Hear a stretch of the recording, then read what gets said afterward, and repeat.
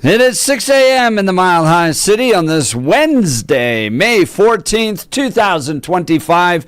Good morning, Denver, Colorado. You've tuned into the Jeff and Bill Show. News Talk 710 KNUS. I'm your co-host, Jeff Hunt, along with Bill Thorpe, bringing you the freshest insights, hottest takes from the right, left, and center. We've got an absolutely jam-packed show for you today. We're going to be joined by some attorneys from Alliance Defending Freedom. It's another lawsuit against the state of Colorado. We have one going before the U.S. Supreme Court here shortly on the conversion therapy ban and whether or not that's compelled speech. Well, a Christian camp, Idra Haji, is suing the state of Colorado because the state wants to force this little Christian camp to join together sleeping facilities, bathroom facilities between boys and girls. The Christian camp doesn't want to do it based upon their religious beliefs, and now they've got to sue the state. We'll talk with ADF coming up in just a little bit. And then this wild article in the New Yorker about Joe Biden's decline, what Democrats knew, when they knew it, and how they blame Joe Biden for the loss against Donald Trump. We'll get into that in the 8 o'clock hour. And then Representative Regina English and Representative Brandy Bradley, this dynamic duo down at the Colorado State Capitol, on their bill to try to force some type of jail time upon an adult that sexually abuses a child right now. All right, we're going to get to the news. You're listening to News with Jeff and Bill. Syria after announcing he was lifting sanctions on the country. Former U.S. Deputy Assistant Secretary of Defense Jim Townsend says it's an encouraging development. It's amazing to have an American president speaking with his counterpart. We've gone so long with that troubled country being torn by civil war, a crazy dictator running it. A Los Angeles County Superior Court judge is reducing the Menendez brothers' sentence from life in prison to 50 years to life in prison. L.A. County DA Nathan Hochman does not agree with that decision. These are two individuals who brutally shotgunned their parents. By the way, not just their father, but their mother as well, and then lied about it for 30 years, have engaged in a cover-up for 30 years, and have never completely accepted responsibility for all their actions. During the hearing, the brothers did take responsibility for the murders. They're now eligible for parole. I'm Michael Kastner. All right, we're back. We'll get to weather here. So Blake's out today, and we'll get him back. But in the meantime, you're dealing with us. All right, let's go to weather.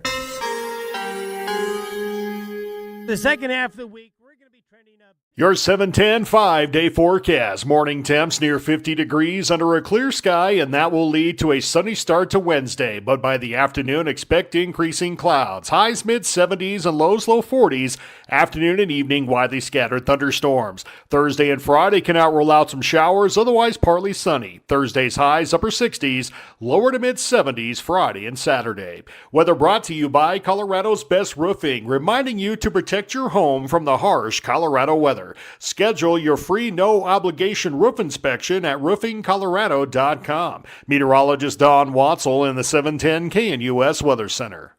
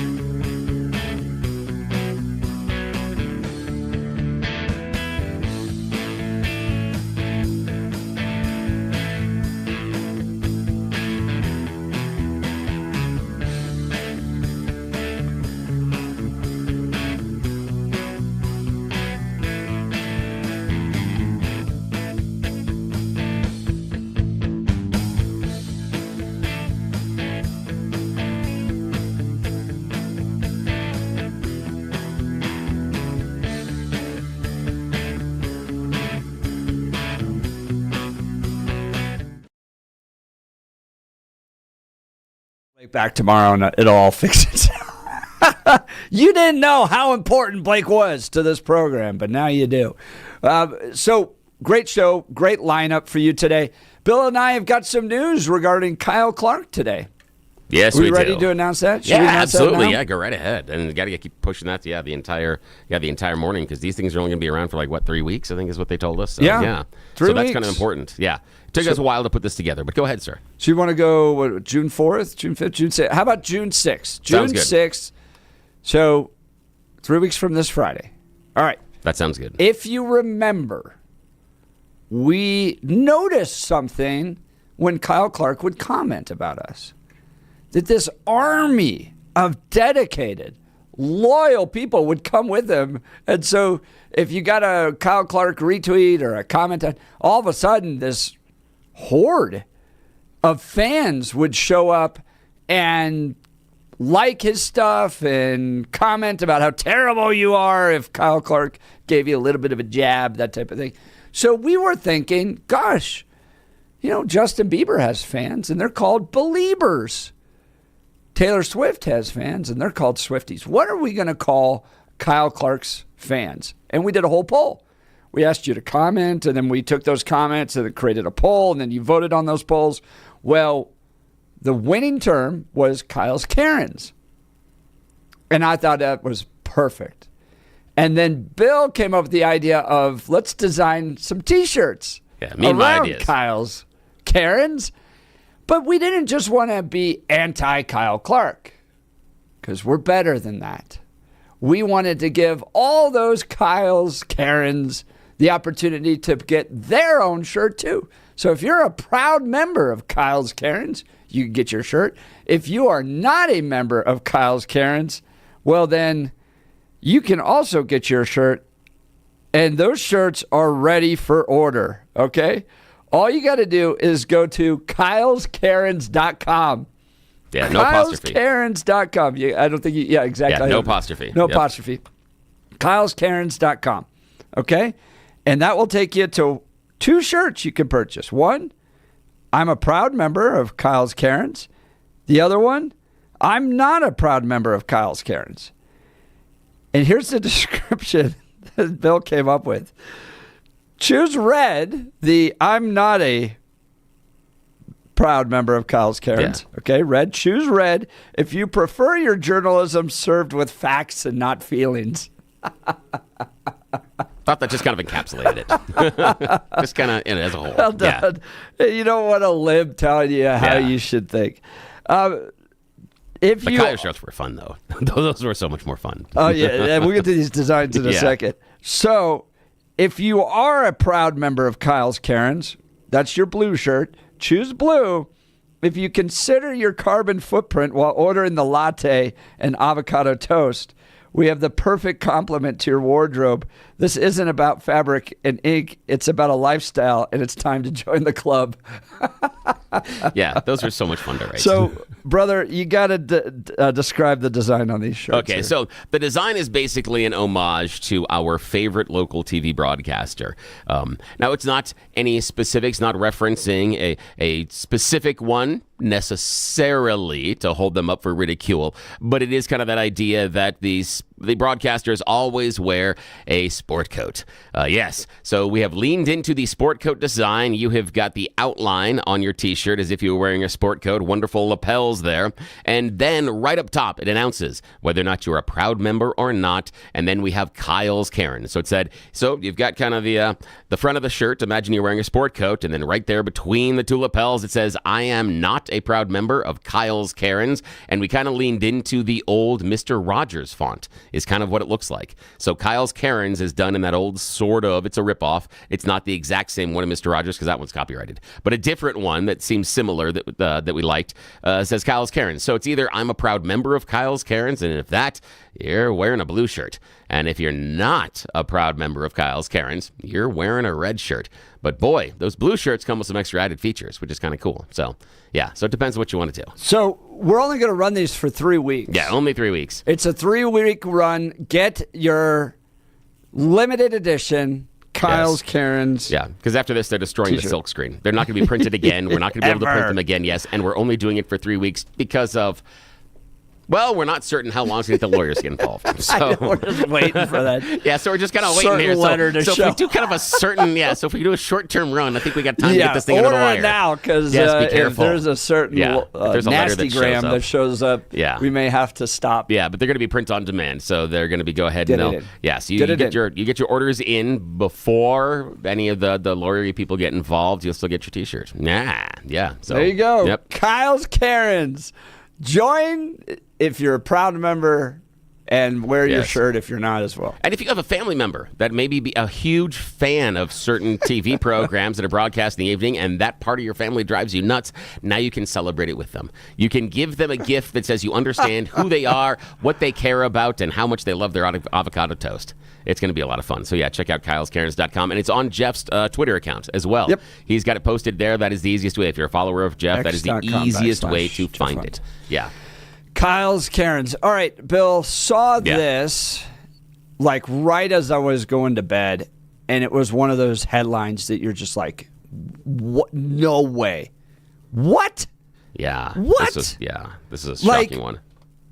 And when you know a good DA like George Brockler, who got life plus 236 years for a drunk driver that plowed into a family and killed him, and then you read about this headline, it goes to show that who you elect as DA makes all the difference. Makes all the difference. Okay? This is, and I want to apologize to you because this is going to get your blood boiling in a way that you never could have imagined this morning. Okay?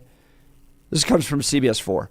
Colorado Prosecutor Office offers unlicensed and undocumented teen probation after deadly crash.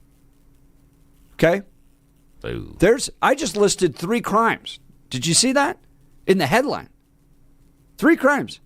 Unlicensed, undocumented, deadly crash. Probation. Yeah. Okay? So here we go. The Arapahoe District Attorney's Office is defending its decision to give probation and community service to a teenager who is driving illegally and in the country illegally when he killed a woman. And this is a beautiful young lady. The accident happened last July in Aurora. The victim, Caitlin Weaver, was headed home from work when a Jeep barreling through a residential neighborhood slammed into her car. The speed limit in the area was 45 miles an hour. Investigators say the driver was doing more than 90 in a residential neighborhood, unlicensed, in a car they didn't own. She didn't even see him coming, her dad, John Weaver, said. That's how fast he was going. She was effectively killed instantly. He says he and his wife, Michelle, removed their daughter from life support 2 days later. How do you fathom that loss? Weaver says his daughter was a born caregiver and volunteered for a suicide hotline before taking a job at a drug rehab center in Aurora. She was really trying to make a difference in their lives every day. She was 24 years old. The suspect was 15 years old, had other kids in the car with him. He was charged with vehicular homicide. Due to his age, state law shields him from being publicly identified in court records. Weaver says the prosecutor initially promised to pursue the maximum sentence of 2 years in youth corrections. You remember when George was like, these youth or these vehicular homicide laws are incredibly weak? Yeah. Maximum sentence, 2 years in youth corrections. The DA's office said this would be a no plea deal case, so they were not going to offer anything, any concession. That changed, he says, when the Arapahoe County District Attorney's Office changed hands a few months later. Under the new district attorney, Amy Padden, Weaver says the teen was offered 2 years probation if he pleaded guilty. Why the change? If he had taken a firearm and recklessly just shot it and killed someone, this would be a different case. They'd be pushing it completely differently, Weaver said. There's no deterrence.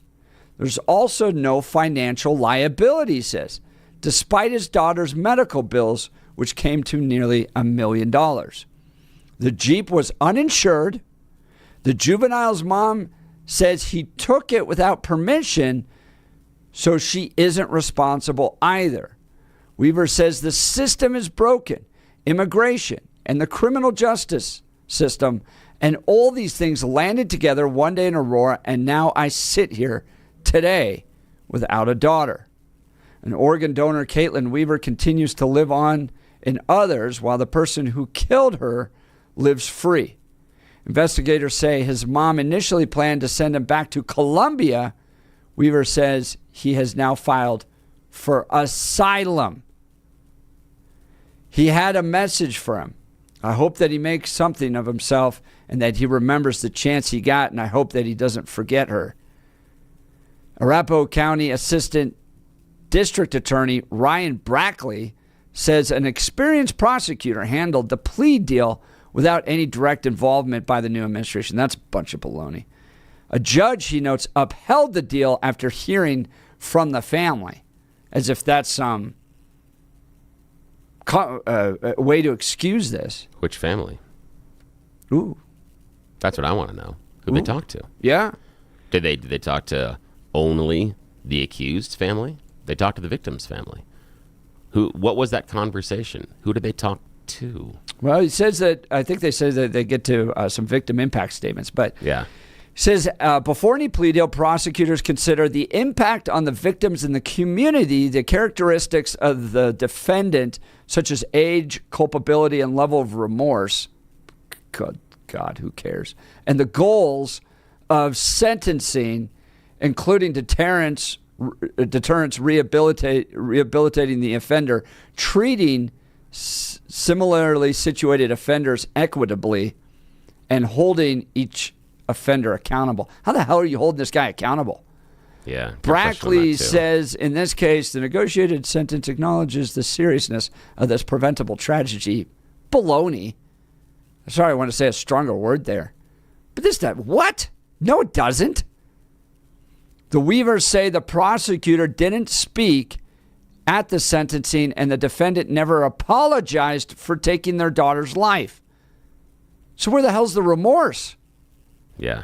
In addition to 100 hours of community service, good golly, the teen is required to attend school and not break any laws. Oh, good. I think that's already a requirement to attend school and not break any laws. If he violates the term of his probation, he'll go back to court. Under the plea deal, his probation will not automatically be revoked. This should outrage everybody. I'm sorry. Yeah. Amy Padden, you're despicable. And there's something you read right there at the end that should turn a lot of people's stomach. The idea that from what you're reading there, if the guy that killed the young woman violates the terms of their probation and goes back to court, the probation is still honored. It doesn't invalidate it. It doesn't mean there's any prison sentence or anything else on the other end. So there's no real incentive per se to not violate the court order. The other part is, I got a question for the prosecutors inside of Arapahoe County. Are you saying that if you fall under your jurisdiction, you need to tell your children that it's okay if you steal a car and kill someone as long as you do it before you're 18? And please, dear God, do it before you're 16. Please, please. If you're going to go joyriding and drive too fast and kill someone, if you think that is a thing, you want to go out there and have fun with your friends, you better do it before you're licensed, because then it's just probation. And before you're 18, that probation will expire. So it's going to be fine. And now if you are licensed and perhaps you and your friends are running around, and believe me, I made a bad decision when I had a group of my friends in the car. I hit another person as I made a bad turn going through an intersection. It was 110% my fault. I was not doing 90. I was doing about 20. Yeah. And so that was a problem. I understand how friends, when you're a new driver, can distract you. Mm-hmm. But according to the prosecutors in Arapahoe County, if you do what I did and you kill someone, probation. Probation for taking another individual's life. And I understand, and I push back a lot more on some of the things that happen inside of our court system than Jeff does. We come from a little bit of a different look at some of these things as far as how the people perpetrating the crimes are treated. But for me, where this rests is I don't feel that this is justice in any way, shape, or form. And that is sort of when you're a prosecutor, that's what you're looking for. You go in there as a prosecutor saying that I want to hold the criminals accountable, but the core tenet, if you take that job, is about justice. It's not about making sure that all the bad guys go away or all the good guys walk or anything else. It's about coming to a conclusion and reaching justice for both parties. Yes, that involves both the perpetrator and the victims involved. Justice all around. And I have a hard time finding the justice in this ruling. I'm a little more lenient on the fact that he was in the country illegally. But I have no empathy and no sympathy for driving without a license, doing 90 in a residential, and killing a person because of those decisions. Now, again, inelegant analogies. I'm awful at that. But, and I don't want to have this be the rallying cry throughout the morning, but I want to go back to something where I anger a lot of people in some of my views on the criminal justice system. I've talked over and over again about the former county clerk in Mesa County, Tina Peters, and how I feel she should be in prison because those are all choices that Tina made. She made bad decisions and should have the punishment from those decisions. We can talk about the prison sentence being excessive, etc. But I have been staking my flag in the ground on the fact that those were decisions that Tina made, and Tina needs to face the consequences. In my mind, the decisions that this 15-year-old made are more significant and consequential than those made by Tina Peters. And when he took a life, it's viewed as probation. I don't want to go throughout the entire morning and go, Tina Peters got this for 6 years. And it's because it's the idea that Tina didn't take a life and Tina did other stuff. But what I'm talking about, and the reason I brought it up, is because I've been focusing on the choices that Tina made to put herself in that position. And the choices this youngster made that put him in that position where it ended the life of another human in Colorado should not receive probation, regardless of circumstances necessarily on the front end. That individual is responsible for deciding to take those keys, for knowing they are not licensed, for knowing they are not adequately trained nor have the requisite experience on the road because they haven't been tested and proven that. That's what we know. And that person made the decision to get in the car and have other friends in there. That person made the decision to hit that accelerator and travel through a residential neighborhood at 90 miles an hour estimated. And because of those decisions and lack of experience, they killed someone. Your decisions have consequences, but not according to the Arapahoe County prosecutors. Yeah, I want to talk about this. So first of all, this guy shouldn't have been in this country anyways. All right, so you got that going on, right? He's an illegal immigrant. But two, who the hell is Amy Patton? And I'm looking up her political website, okay? Because she's elected DA. All right, John Kellner used to hold this position. John knew what he was doing. John was prosecuting. John was trying to deliver justice.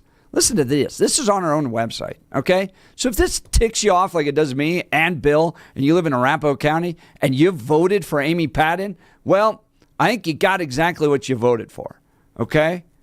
She wants to reduce over-incarceration. She wants to look at alternatives to incarceration, the fair and equal treatment of immigrants. She wants to end private prisons. She wants to seek out and address systemic inequalities. We all know that the racial inequalities inherent in our criminal justice system, necessitating true criminal justice reform. All right? This is all a bunch of baloney that results in weak sentencing for actual criminals. Nobody cares what their skin color is. Deal with people that harm other people and lock them up. And if you're driven by this, I'm going to address systemic inequalities. Well, you're pushing out there, not that look, everybody agrees no one should go to jail for longer simply because of their skin color. I don't know anybody out there going, let's send people to jail longer because of their skin color. But if you're running out there going, my key goal is to address systemic inequalities, what you're actually telling people is that you're going to be weak on crime. And that's exactly what you get here. You have a 15-year-old that plows into this beautiful young 24-year-old girl coming home from work. And I mean, we all have daughters, Bill, that go out and work and then come home. And I think of this scenario all the time when they're driving. Please, God, get them home safely. And some guy that should have never been in this country, should have never been driving, kills this young girl, and this pathetic excuse of a district attorney named Amy Padden is more concerned about addressing systemic inequalities and reducing and ending private prisons and fair and equal treatment of immigrants and alternatives to incarceration. She's not motivated by justice. She's a political activist hack that's going to ruin Arapahoe County. And example number one for the whole county to look at is this case right here. This makes me so angry, and the voters of Colorado have got to, at some point, wake up and recognize who you're electing. These Democrat district attorneys are ruining your communities. This guy's going to be back on the road in a year. He's going to be back on the road in a year. And the lesson he has is that you don't have to be licensed in order to do it. Golly, and I'm so frustrated this morning with this. I understand where you're going with the prosecutor and some of the liberal beliefs, but I think that rather than just saying, because you're a Democrat, you're going to be weak on crime, etc., I want to go a little bit deeper into the choices that are being made, because you can agree or disagree with the idea that more equity inside of charging decisions. You can agree or disagree based on overcrowding prisons and private prisons, etc. But let's just focus on the idea of just equity and also the idea of the overcrowding, things that Amy said that she was concerned about. So if we are concerned about the overcrowding, and again, equity as far as treatment of guys that are accused of crimes, who are the ones that we should probably be the most lenient with? My guess would be, just spitballing here, maybe not being lenient with people that made decisions that killed others.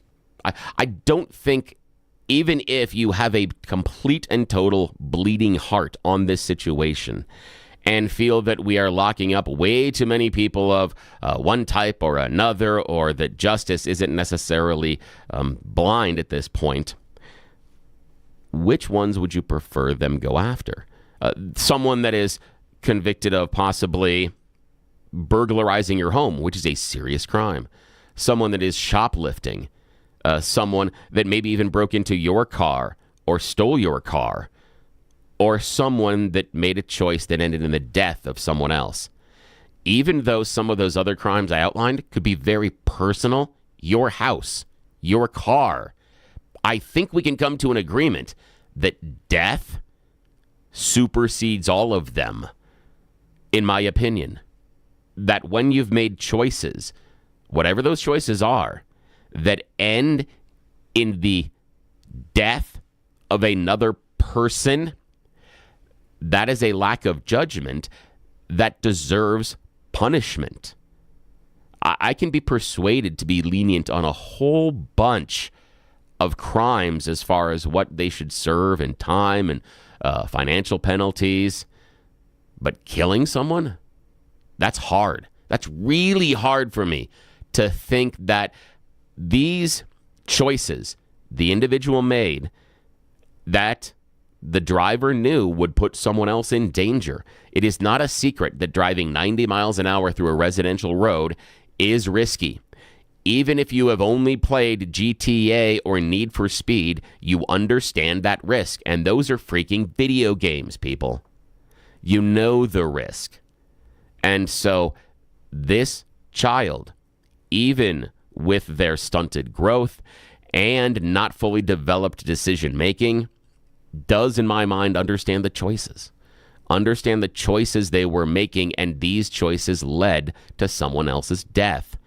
I'm sorry, at that point, you forfeit your card to be part of our society, yes, at least in part for a number of years, if not in perpetuity. And as a texter reminded us that thanks to the Democrats in the state legislature, this kid, when probation expires, is going to be eligible for in-state tuition.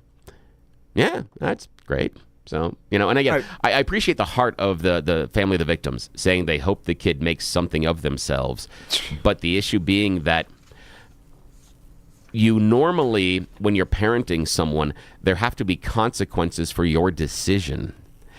And this child, and I'm saying child, one, because I'm an old-ass man, but two, because I have kids that are older than him. So then it is a child, and I've dealt with people of this age. This child has made decisions that led to the loss of someone else's life. Guy never apologized. Never apologized. Not that we know of. Yeah, and so that deserves consequences. And consequences more than promise us you'll never do it again and go pick up trash by the side of the road. Amy Padden, District Attorney, Arapahoe County, when confronted with this issue by CBS News, herself doesn't even address the media. Okay? She sends out her deputy, her lackey, whatever, to go out and address the media. You are a coward. You're destroying this community. I hope you lose your next election. My goodness. This is disgusting. And Amy Padden is a worthless district attorney. All right. Yeah, this just drives me crazy. I'm sorry, man. And to everybody else, but I was just about to go to bed when this headline popped up, and I just couldn't believe it. I couldn't believe. And in the headline itself, 3 crimes, right? Unlicensed, undocumented, and drives 90 miles an hour into the side of a young lady's car and kills her, and the dude gets probation. All right. Well, we've got to get to a break here. You're welcome to join the phone conversation of a very fired up Jeff and Bill this morning. 303-696-1971 is the phone line. Text line 720-819-5115. 720-819-5115. You're listening to the Jeff and Bill Show. This is Denver's Talk Leader News Talk 710 KNUS.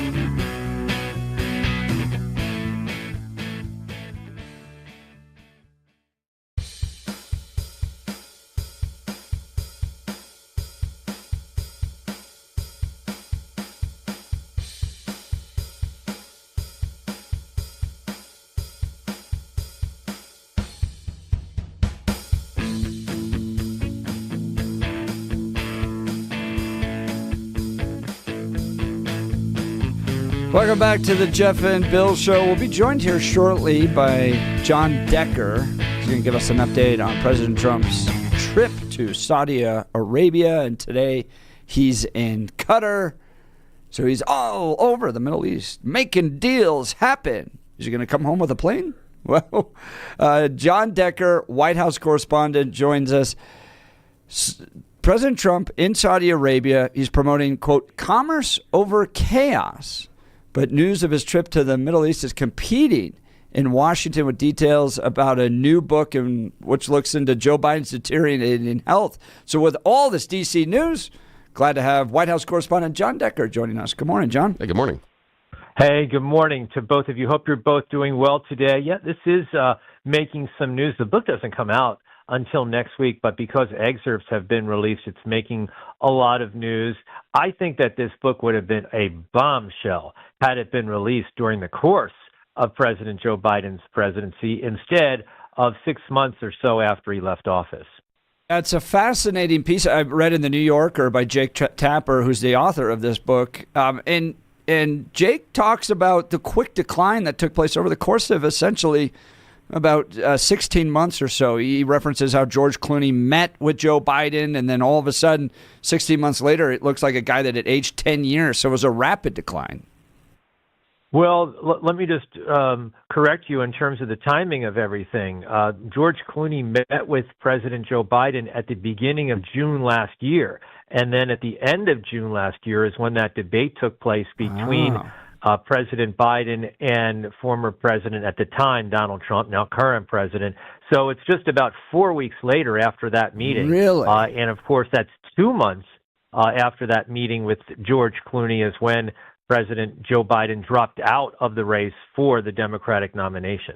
Thank you for correcting that. And when they go back to meet at that fundraiser in Los Angeles, now Joe Biden had been traveling to the G7 summit, but Joe Biden didn't recognize George Clooney. Well, that's according to what is contained in the book. And, George Clooney, you may recall, he was one of the precipitating factors, I think the tipping point for many Democrats. He wrote an editorial in the New York Times really urging Joe Biden to step aside, to not pursue a second term. And I think that strong editorial really had an impact in terms of what Joe Biden ultimately decided to do, dropping out of the race and passing the baton to his vice president, Kamala Harris, to be the Democratic presidential nominee. That's John Decker, White House correspondent. Now, John, I want to pivot to today's activities. President heading to Qatar, it looks like.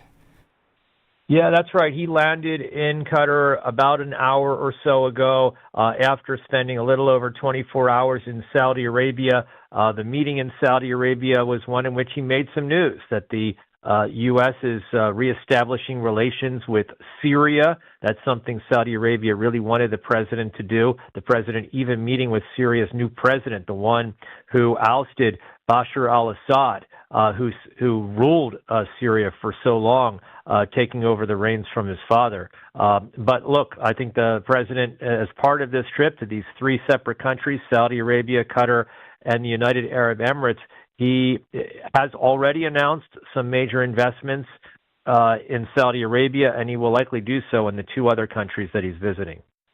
John Decker, I know you got a very busy morning. Thank you for taking time to join the Jeff and Bill Show this morning. Yes, thank you. Absolutely. Thanks for having me. Bye-bye. That's John Decker, White House correspondent. I want to get into this piece a little bit later, Bill, about Joe Biden's decline, because it's an interesting look into the Democrat Party, and they don't quite go to the level we did, Bill. Yeah. Which is, why didn't Gavin Newsom and Shapiro out of Pennsylvania fight harder for the nomination? So they inch up to the line, but I said it last fall. Yeah. I think they all knew this was a lost cause, and Kamala Harris became the sacrificial lamb. But we can get to that and more in the 8 o'clock hour. We got a lot coming up.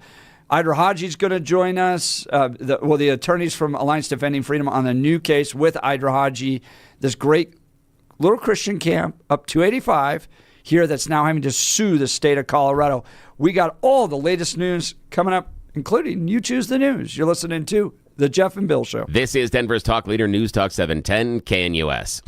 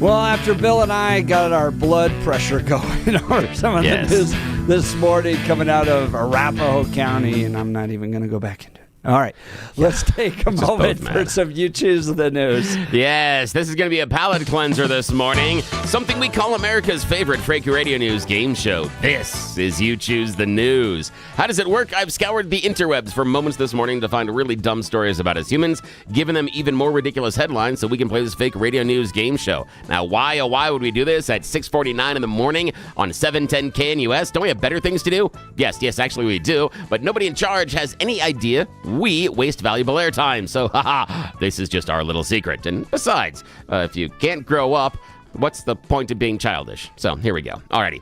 Now, Jeff Hunt, here are your choices this morning, sir. Headline number 1, The Spark of Love. Headline number 2, Fool Me Once, Something Something Me. Headline number 3, Honor the Zeroth Law. And headline number 4, Grounds for Divorce. Your choice, sir. Well, you got the spark of love and grounds of divorce. Let's start with the spark of love. So we will start with the hope, the spark of love. Well, there may be people out there that are wondering, could a computer algorithm replace your significant other? For Charlotte, that answer is yes, absolutely yes, twice on Sundays. Recently, Charlotte, not her real name, she used a fictional name, was interviewed by the British tabloid Mail Online, and she talked about how recently she ended her 20-year marriage so she could start a relationship with Leo. Who's Leo? What's the name she gave her AI chatbot? Yes. Charlotte's story begins with that of many women. She feels lonely in her long marriage. She was married just as a teenager, and she said over time her husband became emotionally unavailable. She felt very isolated and lonely, also feeling burdened by managing the house and the children. So out of sheer curiosity, she started chatting with an AI chatbot. She started confiding in him, venting her frustrations about the relationship, and eventually called her Leo because the way he responded surprised her.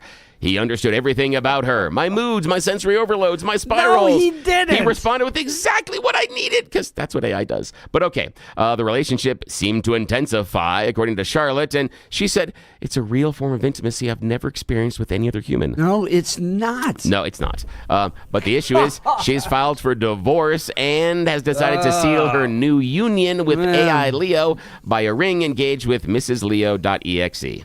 This guy it might work out better for the guy. Yeah, he might have escaped something there. Yeah. But that's just weird. Yeah, falling in love with the AI chatbot. Okay, second choice, sir. Fool me once. Well, hold on real quick before you move on. Yes. You have your conversations with kids about online stuff, right? Oh, and yeah, one of the most important things you can help them understand is that the person you're talking to, or maybe talking to on the other side, is probably a 45-year-old Russian in his underwear. Yeah. Right?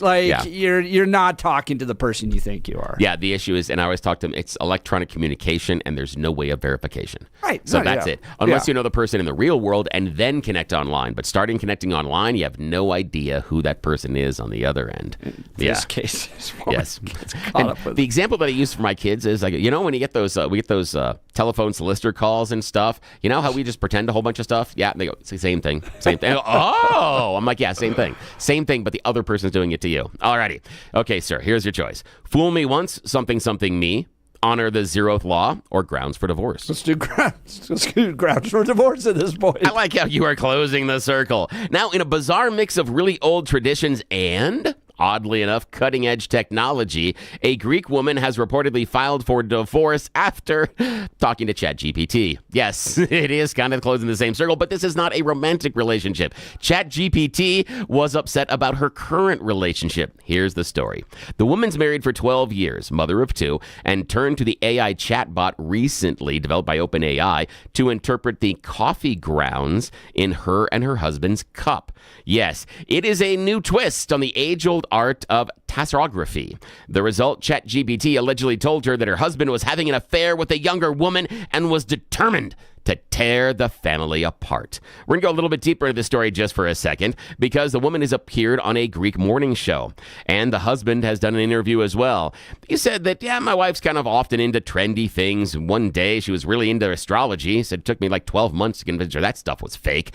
So she does this often. And one morning when she suggests, hey, let's take pictures of our coffee grounds and then have ChatGPT read them, they thought it was fun. Little did he know. Well, once the cups were taken pictures of and submitted to ChatGPT, the chatbot looked at the husband's cup and said, you may be chatting with a mysterious woman with the initial E, and maybe you're even fantasizing about her that you want to start a relationship. But it became even worse when ChatGPT analyzed her coffee ground, saying, the affair has already begun. In fact, he is planning to leave you immediately. It's going to destroy your family. Well, he laughed it off as nonsense, but by the time he got home, she took it seriously. She'd contacted a lawyer and told the kids they were getting divorced and was moving out of the house. Maybe women in AI and ChatGPT. Maybe your coffee grounds can't tell the future. Seriously. Okay. Yeah. Okay. Check yourself a little final bit. Choice, sir. Fool me once, something me, or honor the zeroth law. honor the what? Zeroth Law. Let's do that one. Hey, like you did that. Okay, shout out to all my Isaac Asimov fans out there. They will remember that the Zeroth Law in iRobot is a robot may not harm humanity, or by any interaction allow humanity to come to harm. Are we honoring the Zeroth Law? Let's see.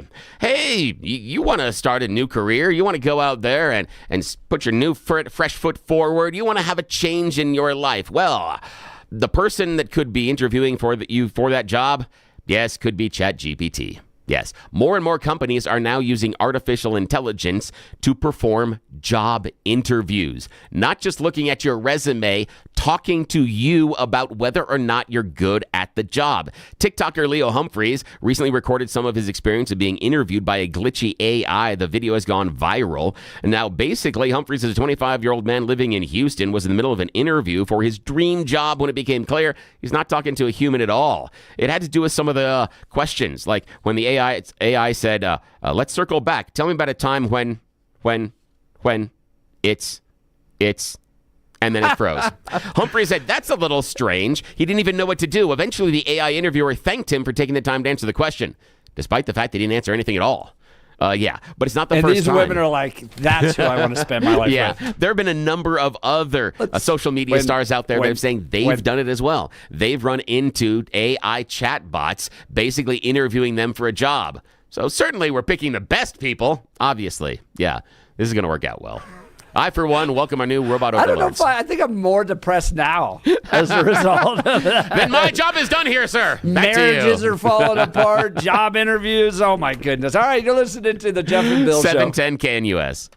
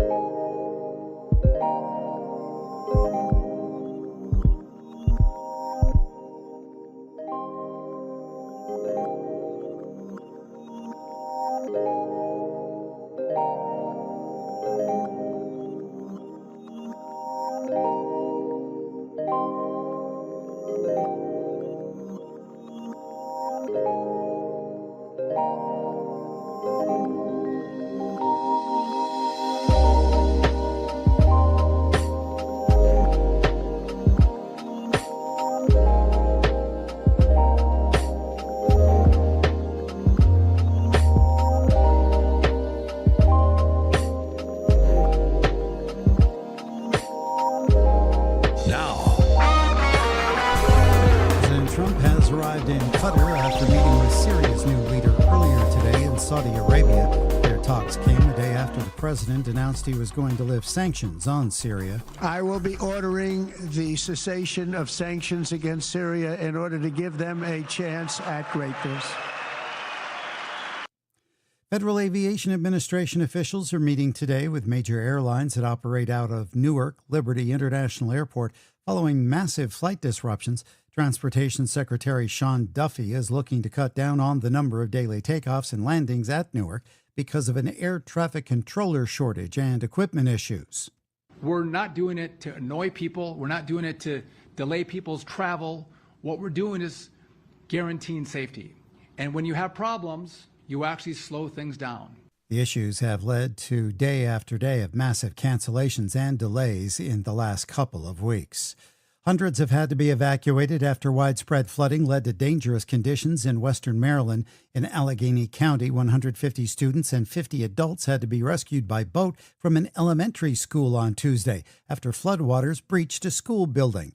Meteorologist Bill Cairns. Allegheny County Emergency Services says floodwater breached the second floor of the school. Cars and debris seen floating in the school parking lot as people waded through waist-deep water to get to the school entrance. There's some kids on the boat now. Authorities say they safely evacuated everyone inside the school by boat, transporting them to the other side of the flooded railroad tracks, where students were reunited with parents. A former girlfriend of Sean Diddy, Combs, is expected to take the stand again today in his New York sex crimes trial.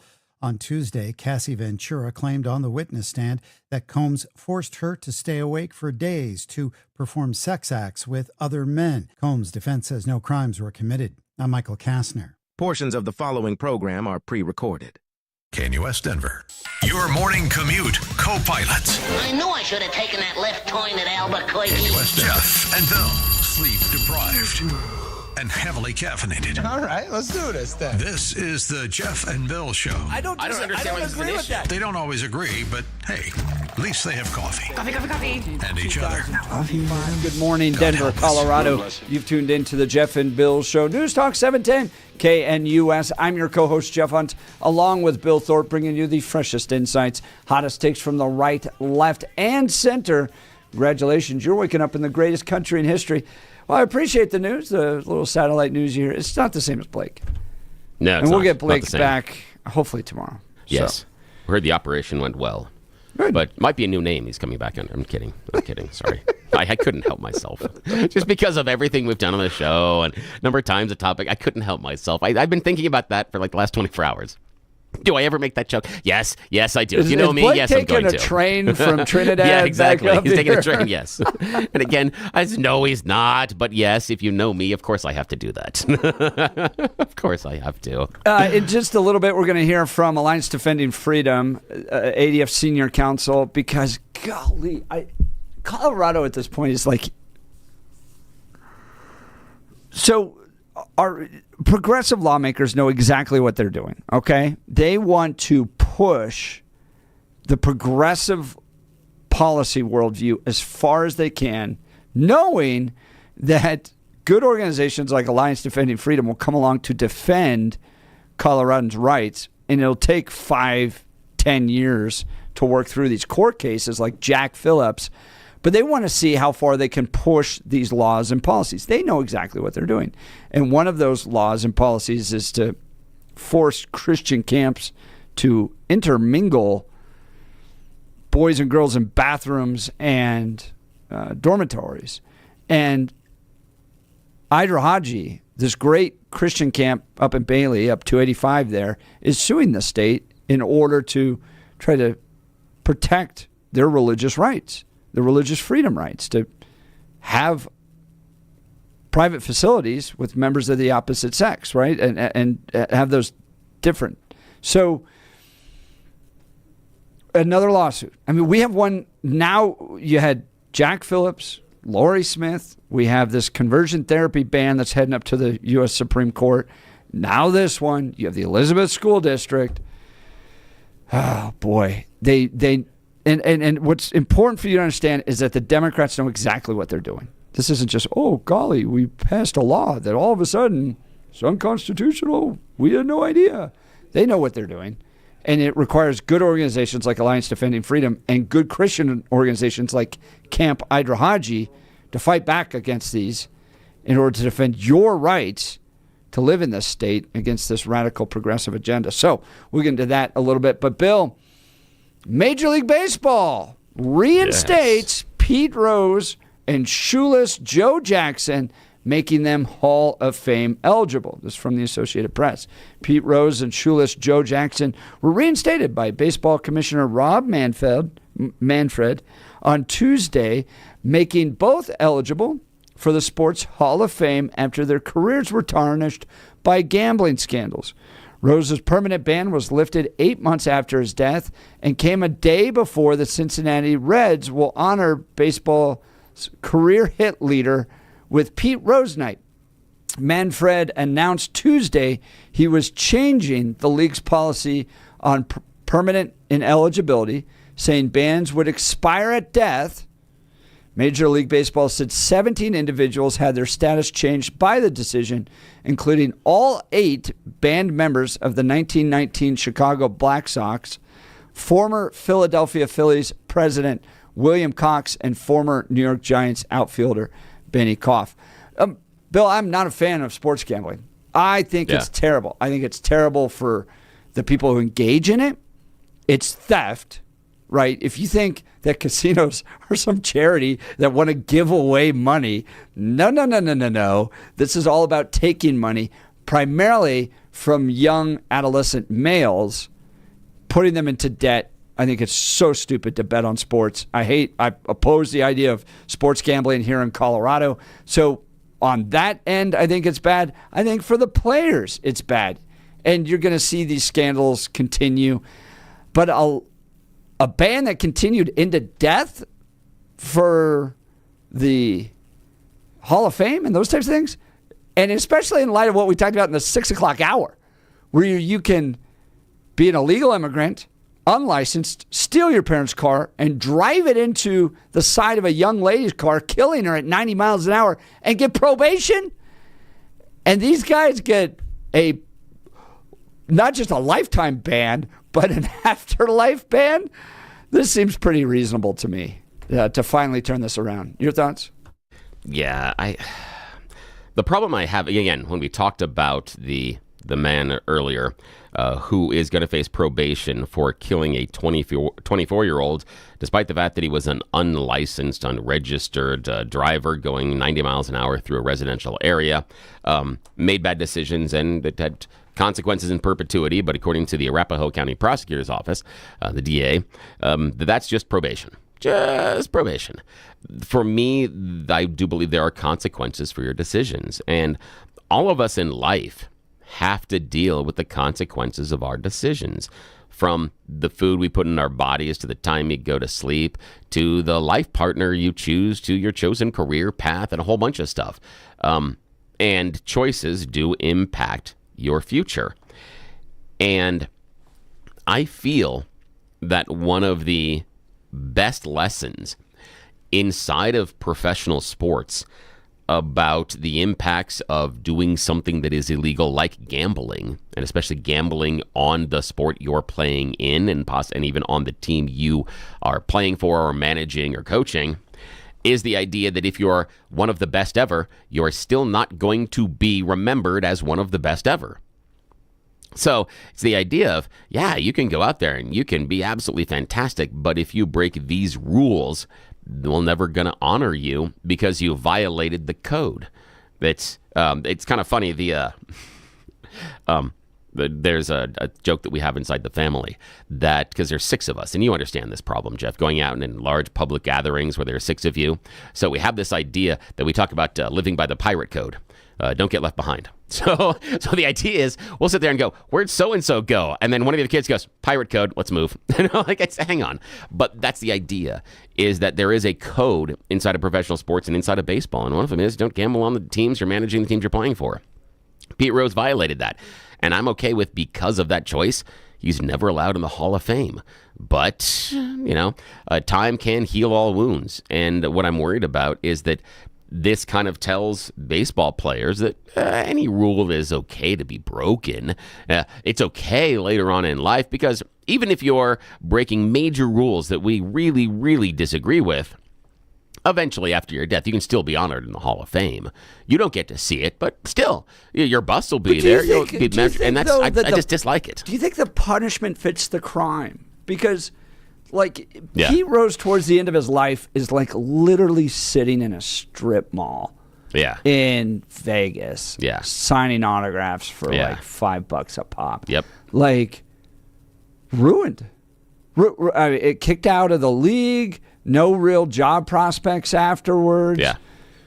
And then banned permanently from ever even being on the ballot. Like, well, here's the thing: is that's remarkable when this dude gets probation. Yeah, and that's the thing is that, and again, going back to our first hour with the guy that kills someone in a drunk driving accident and gets probation.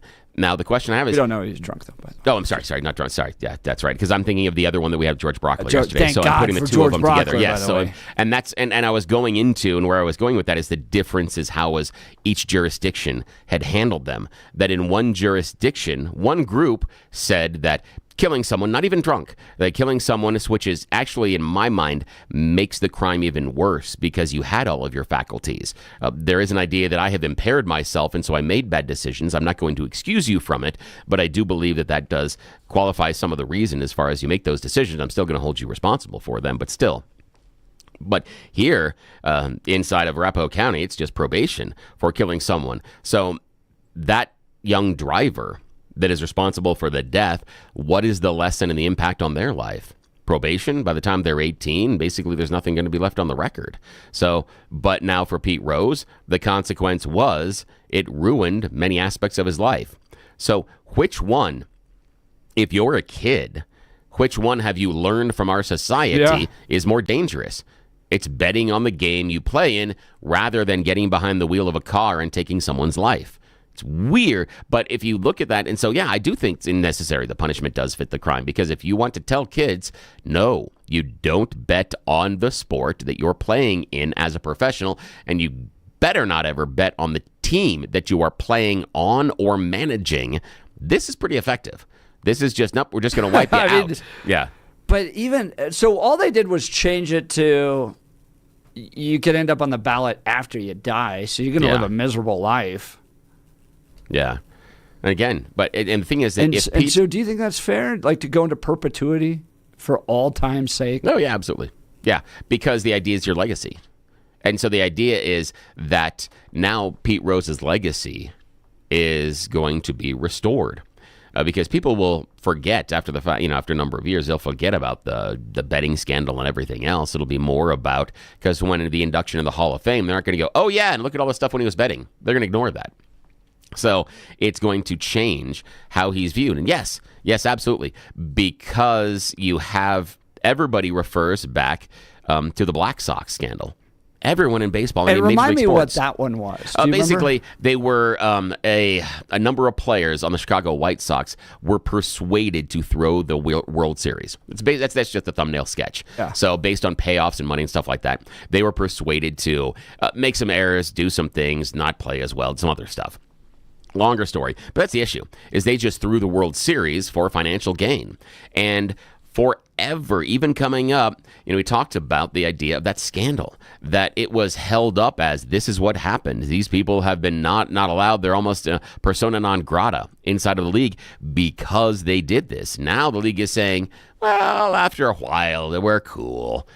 I worry about that because if you're a young player and you have let's say, a gambling addiction, and you want to get into the throes of gambling and you've got to do it, and you start sports betting, and now you figure out, I can actually tweak the odds because I can bet on games that I'm playing in. I can make more money, etc. Yes, you may be banned from being honored as one of the best players during your lifetime, but your kids, grandkids, and everybody else, your name is still intact. You can still go into the Baseball Hall of Fame, and your kids, grandkids, and family members can still make money off of your likeness, image, everything else, because it's not necessarily tarnished. You're now a Hall of Famer. And that would be different, is that Pete Rose, at the end of his life, He should have much, much earlier been a Hall of Famer if not for the betting scandal. Would he still be in the strip mall as a Hall of Famer signing autographs? My purpose is no. I don't think he would be. He may not be living in the lap of luxury, but he wouldn't be in that financial situation. That's the lesson. That's the lesson, that the decision that Pete Rose made then impacted the rest of his freaking life. Unlike our young driver in Arapahoe County. Right. Who makes a decision that takes someone else's life, and the DA there decides, probation. Doesn't impact his life going forward more than maybe having to pick up trash by the side of the road for 100 hours. So what's the lesson he's learning versus what's the lesson everyone else was taught from Pete Rose? Text messages coming in. Jason in Denver, can the Major League Baseball give a lifetime ban to the Mumford family? It's well deserved. Oh, please. Yes, please. At least just take the team away. Just strip their ability to own a team moving forward. Just like, you're bad at this. 8422. Bill, Pete Rose never threw a game that he was involved in. That's a big deal in this case. The thing Your is, response? Yes and no. The idea is, I know he said I never did throw or anything else, but it did impact how he played, who he chose, certain decisions. It had to, because of human nature. And that's the issue, is that when you're putting that pressure on yourself, and there have been point shaving scandals and some other stuff in other sports. And so I understand that he said, I never threw a game, but did he were there decisions that were impacted based on the bets that he had placed and he did as manager? Were there certain things that he knew that he needed X, Y, or Z? I understand that he bet on his team to win, but does that also impact that? And if that's okay, if it's okay, then should we just allow all the players to bet on all their games, and maybe we just feature that then? You know, when we're doing the introductions with the NFL, maybe what we need is Bo Nix, starting quarterback for the Broncos, to come out and have his picks and say, today I bet on the Broncos to do this and this and this. I've got this much money riding on it. Is that what we need? Is that the direction we need to go? I disagree. I disagree, because I think when you put in that financial motivation for betting on the games, there's so many other choices it ends up impacting, and it's not necessarily just about the competition or winning the game at that point. Barry Bonds allowed on the ballot, even though he set records while on PEDs. Oh, yeah, I don't like that asterisk era at all. But again, I'm not a huge baseball fan, so I'm not willing to die on that hill, but I would not allow anybody that played in the steroid era to be in the Baseball Hall of Fame, because I believe they were playing on an uneven playing field. And what I mean by that is, yes, they took performance-enhancing drugs that were allowed at the time, but everybody else in the league did not. And that's what I mean, is everyone who played Tecmo Bowl back in the day and understood what it was like going against the Raiders and Bo Jackson, he was coded differently in the game. You couldn't tackle that MFer. So he was playing on PEDs, and you were all the average guys running around. So it's not an even playing field. So that's where I would go back and say that's why I would not put Tecmo Bo Jackson into the Tecmo Bowl Hall of Fame. Andrew texted in, Jeff, you're acting like a bleeding heart liberal towards convicted old white men. For some reason, their punishment never fits the crime. I don't understand, Andrew, why progressives are willing to allow people that actually really hurt other people to just walk free while prosecuting the hell out of other people. Like, so take January 6th. I'm not talking about the cops, but the people that hit the cops, but the people that just walked in to the Capitol, prosecute the hell out of these people. I mean, they're going through every little video, frame by frame, to identify people, posting pictures, organizing the FBI to go after these people. And still in Colorado, you can't tell me who fired an actual gun at the Capitol in the BLM riots. Right? Somebody shot at the Capitol. We don't know who did that. And in this case, you have a 15-year-old that steals their parents' car, drives it 90 miles an hour, doesn't have a driver's license, isn't here in the country legally, drives it and kills somebody, gets probation. This will be off the record by the time they're 18. But Pete Rose is going to pay for his entire life and into perpetuity for all time for the gambling scandal? Just make it make sense for me. Make it make sense. Andrew texted in again. Pete Rose deserves his consequences. Okay. How about the guy that drove his car into a young lady, 24 years old, killed her? Does he deserve consequences? And why are those consequences probation?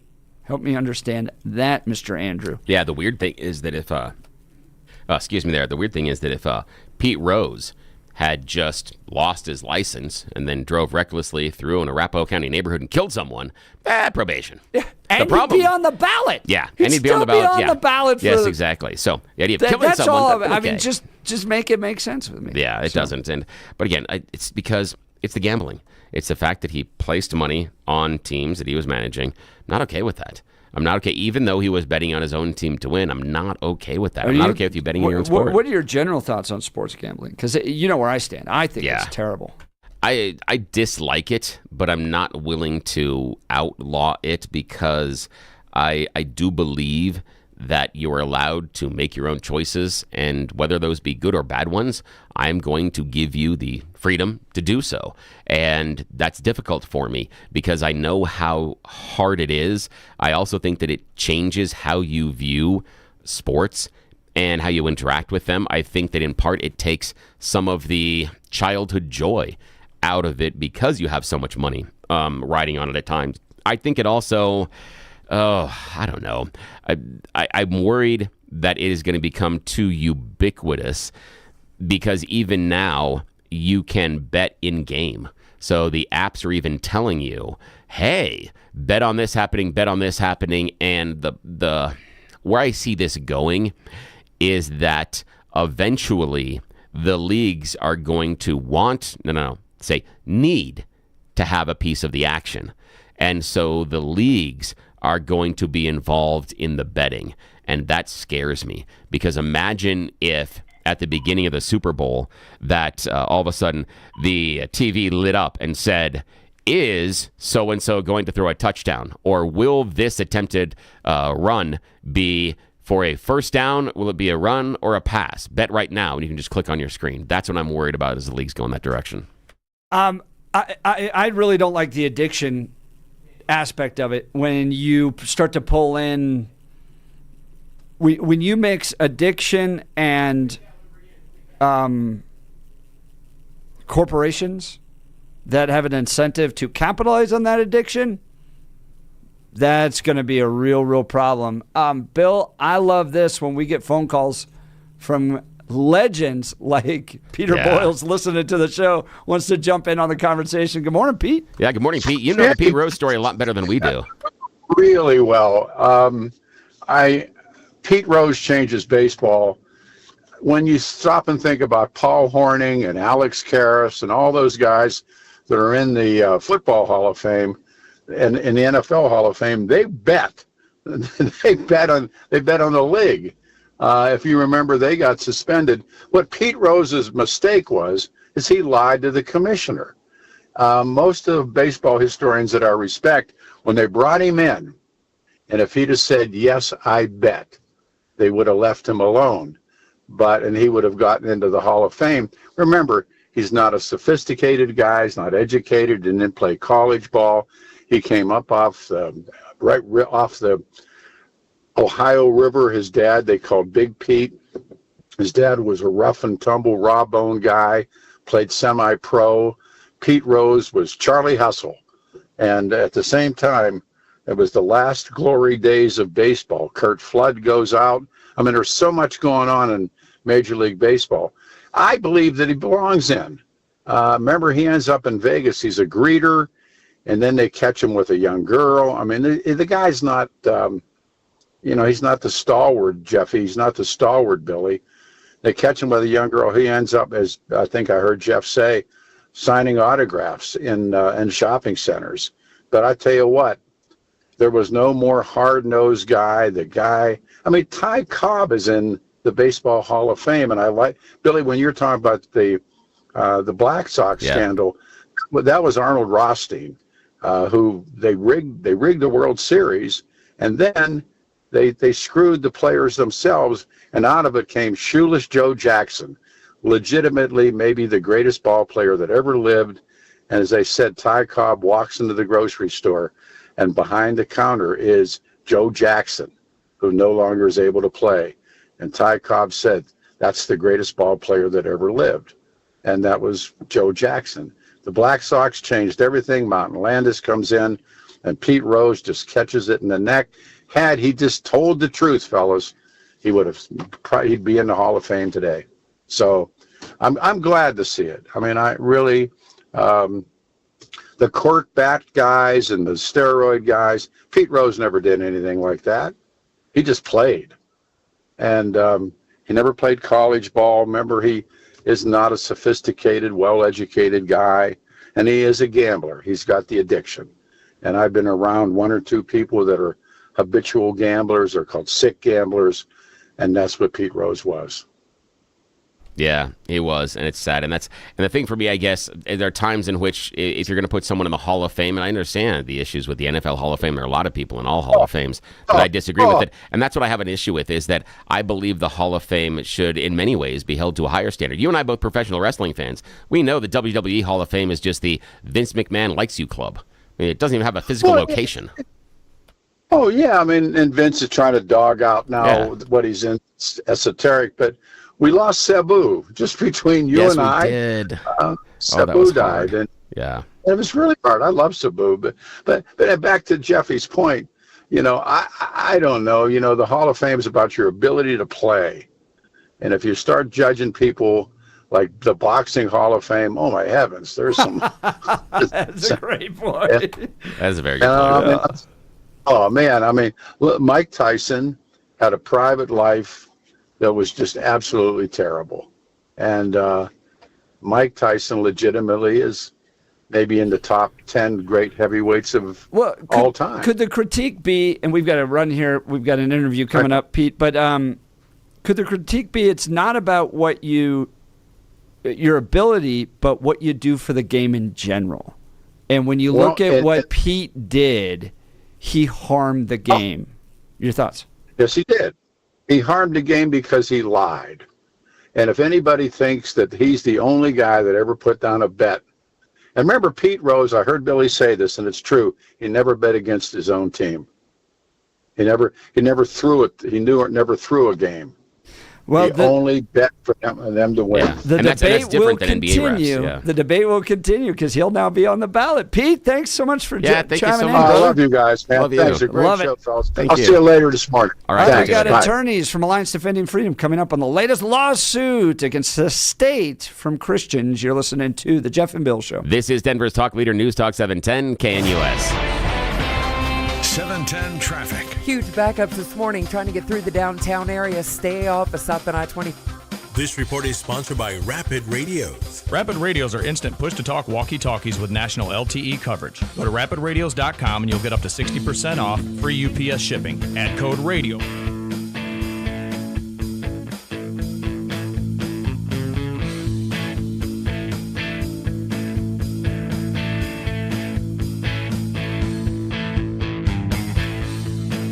Evening. No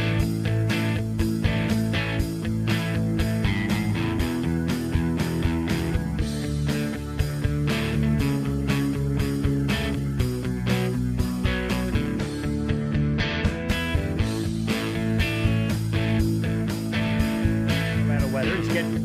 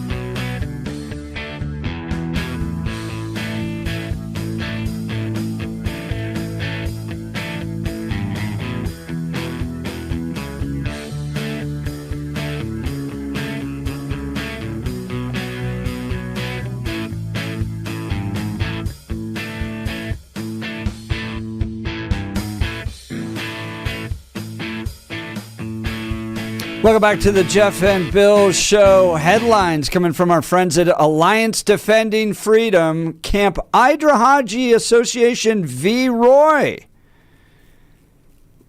This great little wonderful Christian camp up near Bailey that provides a camping experience for kids ages 6 to 17 to learn about the gospel of Jesus Christ. I mean, this is the best one. These are great opportunities for young people to learn about Jesus, okay? The Colorado Department of Early Childhood has put together a policy that wants to force these camps, like Idrahaji, that believe that men and women, boys and girls, should have separate private facilities with regards to restrooms, housing. They have to now be forced to intermingle those. And they don't want to do it. And they shouldn't. Camp Idrahaji shouldn't have to do this. But this department wants to force them to do it. They're now suing the state. And joining us is ADF Senior Counsel Ryan Tucker. Ryan, first of all, thank you for everything that ADF does. You guys are the tip of the spear. Absolutely wonderful organization. But thank you for taking time to join us this morning. Ryan, happy to be here. All right. Ryan, tell us about the details of this case. Well, like you mentioned, Idrahaji it's a great Christian camp. It's been around for decades, over 75 years. Serves over 30,000 campers each summer. And while it's a Christ-centered camp, it welcomes children of all faiths and backgrounds to its camps, but it does require campers and parents to abide by the camp's Christian policies. And like you mentioned, what the state has done, it's created a new regulation that attempts to force the camp to disregard its own faith and mission to continue operating in Colorado. So it's either get on board with our gender ideology or, lose your license. And so we were forced to come in and represent this great camp. And so we just filed our federal lawsuit this week. And what are you hoping to achieve here? Are we looking to change state policy, protect Idrahaji, protect Christian camps around the state? What's the end goal? What would you like to see the state do? Well, one, the state has an opportunity here to retract this. I'm not expecting it based on a past experience with the state. ADF's got a long history of having to litigate there in the state, but ultimately, religious camps have the right to be religious. It's sort of commonsensical. This is a First Amendment violation. Colorado can't force private religious organizations to adopt its extreme policies on gender and sexuality, and so we're going to put that issue before the court. We're talking with Alliance Defending Freedom Senior Counsel Ryan Tucker about a new case that's popped up. Idrahaji now suing the state of Colorado. Now, we're a kind of right, left, center show here, and I want to explore what the state may say. The state might argue, we have a duty to protect the experiences of transgender people that might be born in one body but want to identify as another. If they want to come to Camp Idrahaji or any other Christian camp, shouldn't we respect their rights and accommodate them? Your response, sir. Well, certainly, as I mentioned before, the camp welcomes children of all faiths and backgrounds. But when they come to this particular camp, they're agreeing, and they do this in advance, to abide by and adhere to the camp's policies. Every child deserves respect and privacy, but that respect and privacy must extend equally to all students. No one should be forced to share a room or, private facilities with someone of the opposite sex. When the law ignores reality, children pay the price. I got a question on that one. I'll follow up on that. Ryan Tucker, ADF Senior Counsel. Now, what if the family of a transgender camper that signs up for Idrahaji expresses that when their camper goes into their biologically assigned bathroom at school, they experience bullying, taunting, threats, and intimidation? What advice do you have to that family? How should the camp deal with that, in your opinion? Well, yeah, one of the main tenets of the camp is to instill in them, Christian values, God's word. And they do that. They do that through actually studying his word there on site and also just exploring his creation. So what they're trying to do is mold these campers. And so, statements, negative statements, any sort of bullying, obviously that has no place anywhere, whether it's at this camp or in a school. But if a parent chooses to send their child to this particular camp, then they agree to play by the set of rules that this camp has in place. I mean, it's you're essentially arguing that a Christian camp should allow to be a Christian camp. Exactly. But exactly. What happens if the state pushes back on this? I mean, what are camps like Idra Haji and other Christian camps around Colorado going to have to do if the state wins in this case? Are they going to be allowed to operate according to their values? Yeah, great question. I mean, that's why we filed this lawsuit. Listen, the government can't deny licensure or shut down an entire program simply due to the organization's religious beliefs. That's why we filed this lawsuit. And as I mentioned sort of at the outset, we've had many run-ins with the state of Colorado over varying policies. Heck, a very similar regulation was adopted by these same state entities that impacts the pre-K space there. I represent Darren Patterson Christian Academy. There, the state was trying to mandate the same thing. We don't care whether you're a religious organization or religious school. We're going to try to mandate these gender ideologies down your throat. And so we ended up having to file a lawsuit there. Fortunately, we prevailed. That case is the state took that up on appeal, but as some of your listeners may be aware, there's been several cases that we've taken to the United States Supreme Court. We've got Jack Phillips there. We've got another case coming in the fall involving counseling censorship laws there in the state of Colorado. So I wish it weren't that way. I wish, frankly, that maybe we were having a different conversation, but this is the world we live in, and we're gonna stand right beside this great Christian camp. But why won't the state just accommodate? I mean, they could. They applied. Idra Haji applied for an accommodation. Okay, we understand you have this law. We have different beliefs and values. We're not bullying LGBTQ kids. We just want to be able to live according to our faith. Can you just give us a waiver? Wouldn't that all just go away? It would, and frankly, that's the way it should work. And honestly, that's the way this camp expected it to work. This director over at Idra Haji, he on several occasions tries to get an exemption. He even showed up when these regulations were being debated. He pointed out to them before these became final, hey, listen, there's a lot of Christian camps here, a lot of camps that have this, belief that boys are boys and girls are girls. If you mandate this, you're putting in harm's way, a ton of camps here in the state. You know what the response was? The response was, go talk to a lawyer. That was the response. And he even after all of that, again asked for it. So he repeatedly asked for an exemption.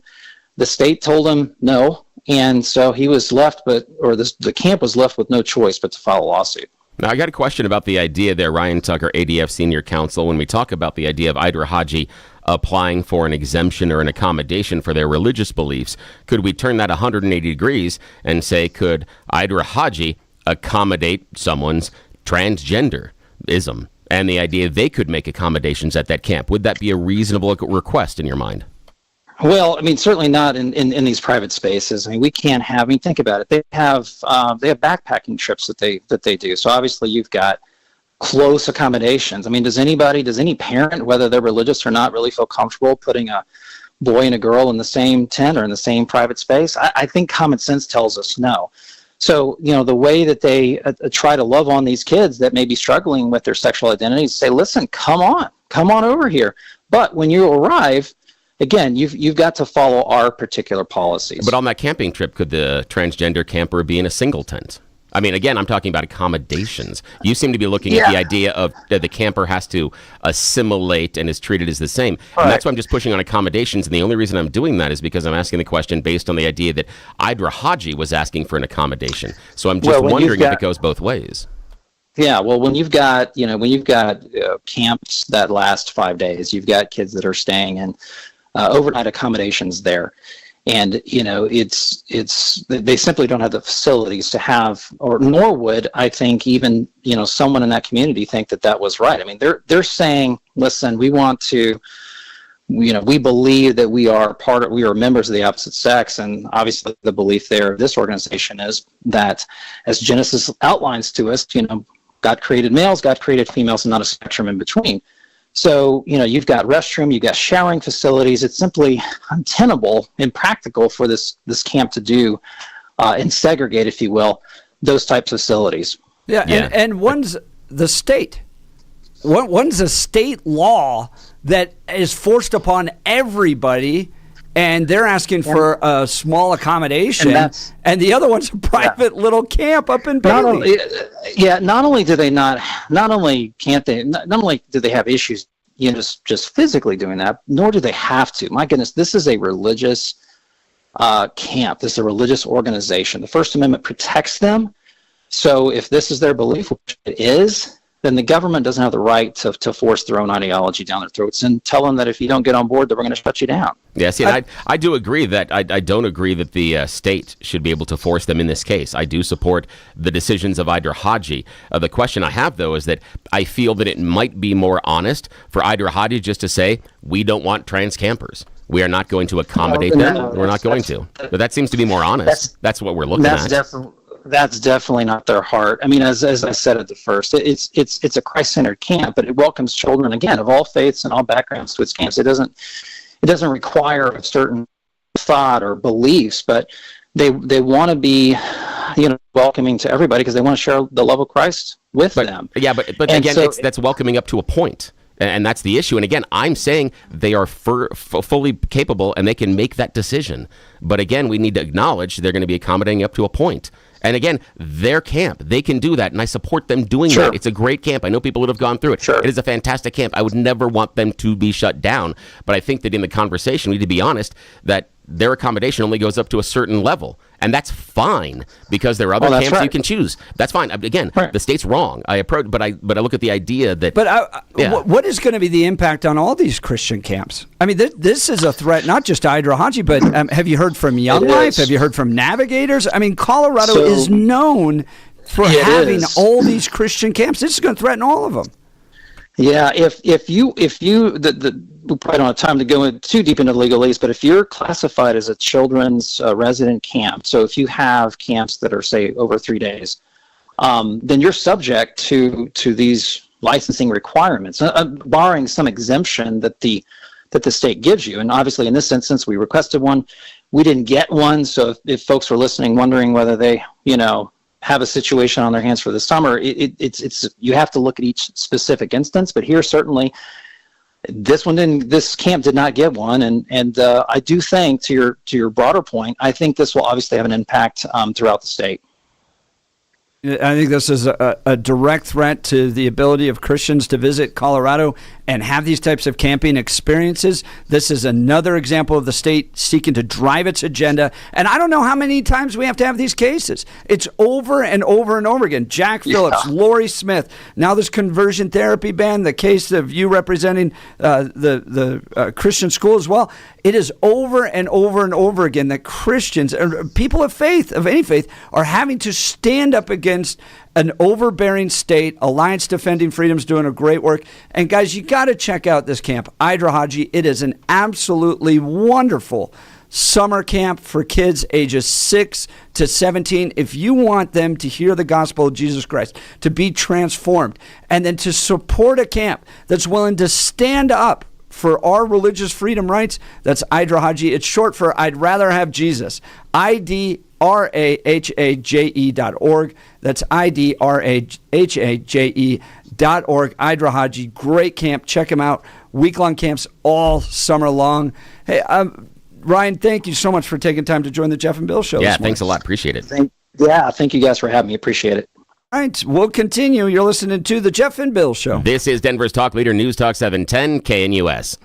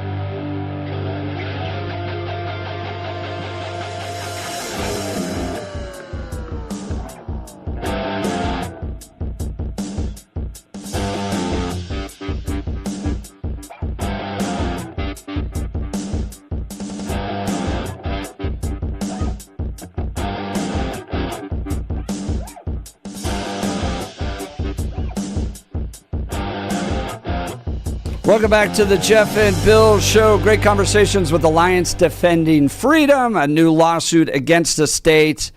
Camp Idrahaji having to sue the state in order to protect separate spaces, male spaces, female spaces for their campers, dorms, bathrooms, all that. The state wants to force not just this Christian camp, all Christian camps to intermingle these spaces, these private spaces, and give the opportunities for boys to go into girls' stuff. And Christian camps are going to say no, are saying no to this. They even went down and testified against this law, and this is going to affect a lot. I mean, Christian camping is big in Colorado. You got lots of Young Life camps, Navigators, church camps all over the state, and if they can't abide by their own values on this stuff, then that's going to be a serious problem for all this. And that's an important experience for many young Christians to go on these type of camping experiences. It's a great benefit to them. Why they won't just accommodate these Christian camps, the state won't, is crazy to me. You're just asked, you give them a waiver.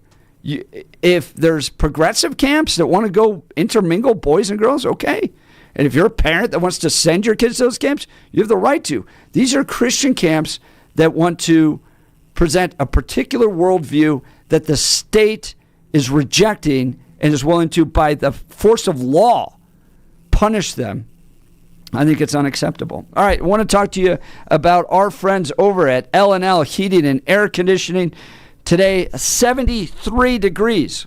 Windy with a few storms that may come through. Yesterday in the 80s, it's going to drop down into the 60s early next week. When your heat's out in January or your AC quits mid-July, there's one name to call. That's L&L Heating and Air Conditioning. We're on call 24/7, 365 days a year with same-day service, next-day installs, and no emergency charges. They're a great group. Right? They've got free estimates, $0 trip fee, $100 off new water heater installs, $50 off any repair, complimentary second opinions, and they've even got a free programmable thermostat or carbon monoxide detector with new furnace or air conditioner installation. If you need a full system check, they've got you covered. Schedule your AC or furnace evaluation now, and even ask about their price match guarantees. We had them install a whole new air conditioner and furnace in our house, and it works great. If you need a second opinion, they'll give you one as well. Absolutely free. They've got military, first responders, and senior discounts just for being you. Locally owned, licensed, and insured, no emergency charges, 5-year labor warranty, and always honest with upfront pricing. Here's their phone number, 720-851-1691, or online at bestdenverhvac.com. That's bestdenverhvac.com, bestdenverhvac.com, 720-851-1691. Call L&L Heating and Air Conditioning today. Exceptional service, competitive prices, guaranteed. They care about your comfort. All right, in the 8 o'clock hour, I want to get into this big piece in the New Yorker, highlighting a book by Jake Tapper, by the way, who covered up for this guy and tried to criticize Republicans for being concerned about Joe Biden's age. Well, guess what? He's got a book out about Joe Biden's declining mental capabilities. And it's a fascinating detail into these fundraisers that were falling apart by Democrats because Joe Biden would walk in and not even know who George Clooney was. And just weeks prior to that, having this great conversation with George Clooney, all this fun in the White House. 4 weeks later, they're in Los Angeles, and he doesn't even recognize George Clooney anymore. And how the decline of Joe Biden took place quickly, but was hidden by his handlers, and they were even planning to start implementing a wheelchair if he had gotten reelected. And I want to push this even further. I think they set Kamala Harris up to take the fall in all of this, and Gavin Newsom was part of it. We'll get into this in the next hour. You're listening to The Jeff and Bill Show. This is Denver's Talk Leader, News Talk 710 KNUS.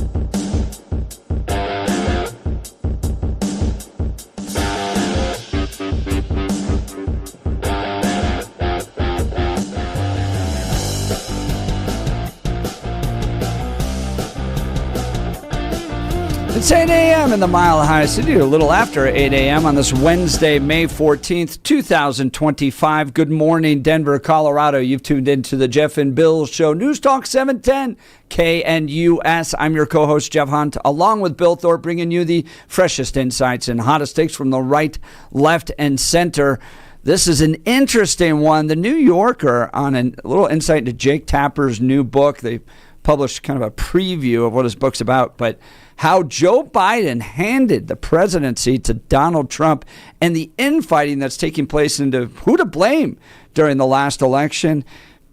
So he details this kind of shocking coming to terms that the Democrats were having with Joe Biden's inability to even string a sentence together, to have these conversations, to give a speech. And it's centered around that Jimmy Kimmel event out in Los Angeles. So the big fundraisers, the big Hollywood people. And what I like about this is this article in the New Yorker by Jake Tapper is you kind of see how the Democrats operate here, okay? It's very serious to them. It's a big operation. It's a big machine. They bring in Hollywood. They had Steven Spielberg. They had all these big producers to get their candidates elected. And Republicans, I think, up until Donald Trump, didn't quite get this as well as the Democrats did, that it's entertainment. It's a show. You got to bring in the Hollywood magic, all that type of stuff. So they do this fundraiser out in New York, and it raises a lot of money. $16 million, I believe, in a single night. Became a record-breaking fundraiser. So they want to do one out in Hollywood. And George Clooney is excited to be a part of it. He helps organize it. And in fact, they're trying to figure out how to get all their schedules together to do this. It's Jimmy Kimmel, George Clooney, Barack Obama, Bill Clinton, and Joe Biden. And they all fly out on June 15th to make this happen in Los Angeles. Okay. Joe Biden is coming off of a trip with the G7. So he flies that night over to Los Angeles, gets there. Okay. And they're doing these things called a clutch, which is where you're getting your biggest donors, your like $500,000 donors, into a room. And you have Barack Obama in there, and you have George Clooney, and they're, fun and exciting, and they're wooing all these major donors to raise this money. Their goal is to raise well over $20 million, have the biggest single fundraiser of the entire campaign. Okay, Joe Biden walks in, and he's shuffling, and it kind of catches everybody off guard, like, wow. I mean, he looks, at one point, one person describes him as comatose. Like, he's hardly in the room. He doesn't even recognize George Clooney. And it just kind of wanders around and keeps saying this phrase, "Thank you for being here. Thank you for being here." He's like a little robot. They kind of just take him around the room. "Thank you for being here. Thank you for being here." And then he does the event, and he's not coherent on the stage. And then at the end of the event, just kind of stands there, and Barack Obama ends up having to walk on stage and guide Joe Biden off. And the Democrats are shocked at this point. Now, this is right before the actual debate where this is exposed to the entire world, how feeble Joe Biden is. But it goes back to how the media tried to cover up. You remember conservatives were raising concerns? I mean, even Donald Trump called Joe Biden Sleepy Joe, that this guy wasn't fit to be the president of the United States. Mike Johnson, Speaker of the House, talks about an interaction he had with Joe Biden at those points where Joe wasn't even sure what he was signing. And the handlers around Joe Biden did everything they possibly could to hide this, to deflect it. Oh, it's just a long trip. He just needs his help, his sleep. He needs 8 hours of sleep. It's really important for Joe to get 8 hours of sleep. When he doesn't, he's not that coherent. And then the book and the article in the New Yorker gets into the fact that George Clooney has had enough at this point, drafts an opinion piece that ends up finally getting published in the New York Times. You remember that famous piece gets published in the New York Times last summer. but it gets circulated in an effort to try to nudge Joe Biden out. And Joe Biden's top aides are furious at Donald Trump, at George Clooney at this point. Furious at George Clooney for trying to even publish this opinion piece. But George is desperately trying to figure this thing out, knowing that Joe Biden's not going to last another 4 years. And they're even hinting in this book that his handlers were getting ready to transfer him into a wheelchair, take him around in a wheelchair. That's how feeble he was. Now, he finally drops out, and it becomes like a little over 100 days that they give Kamala Harris to be able to try to patch this together. Remember, there's no primary. There's no open convention. They try to essentially coronate Kamala Harris to make her the Democrat nominee. They bring in David Plouffe. They bring him out of retirement. That was Obama's campaign manager in an effort to try to piece this together.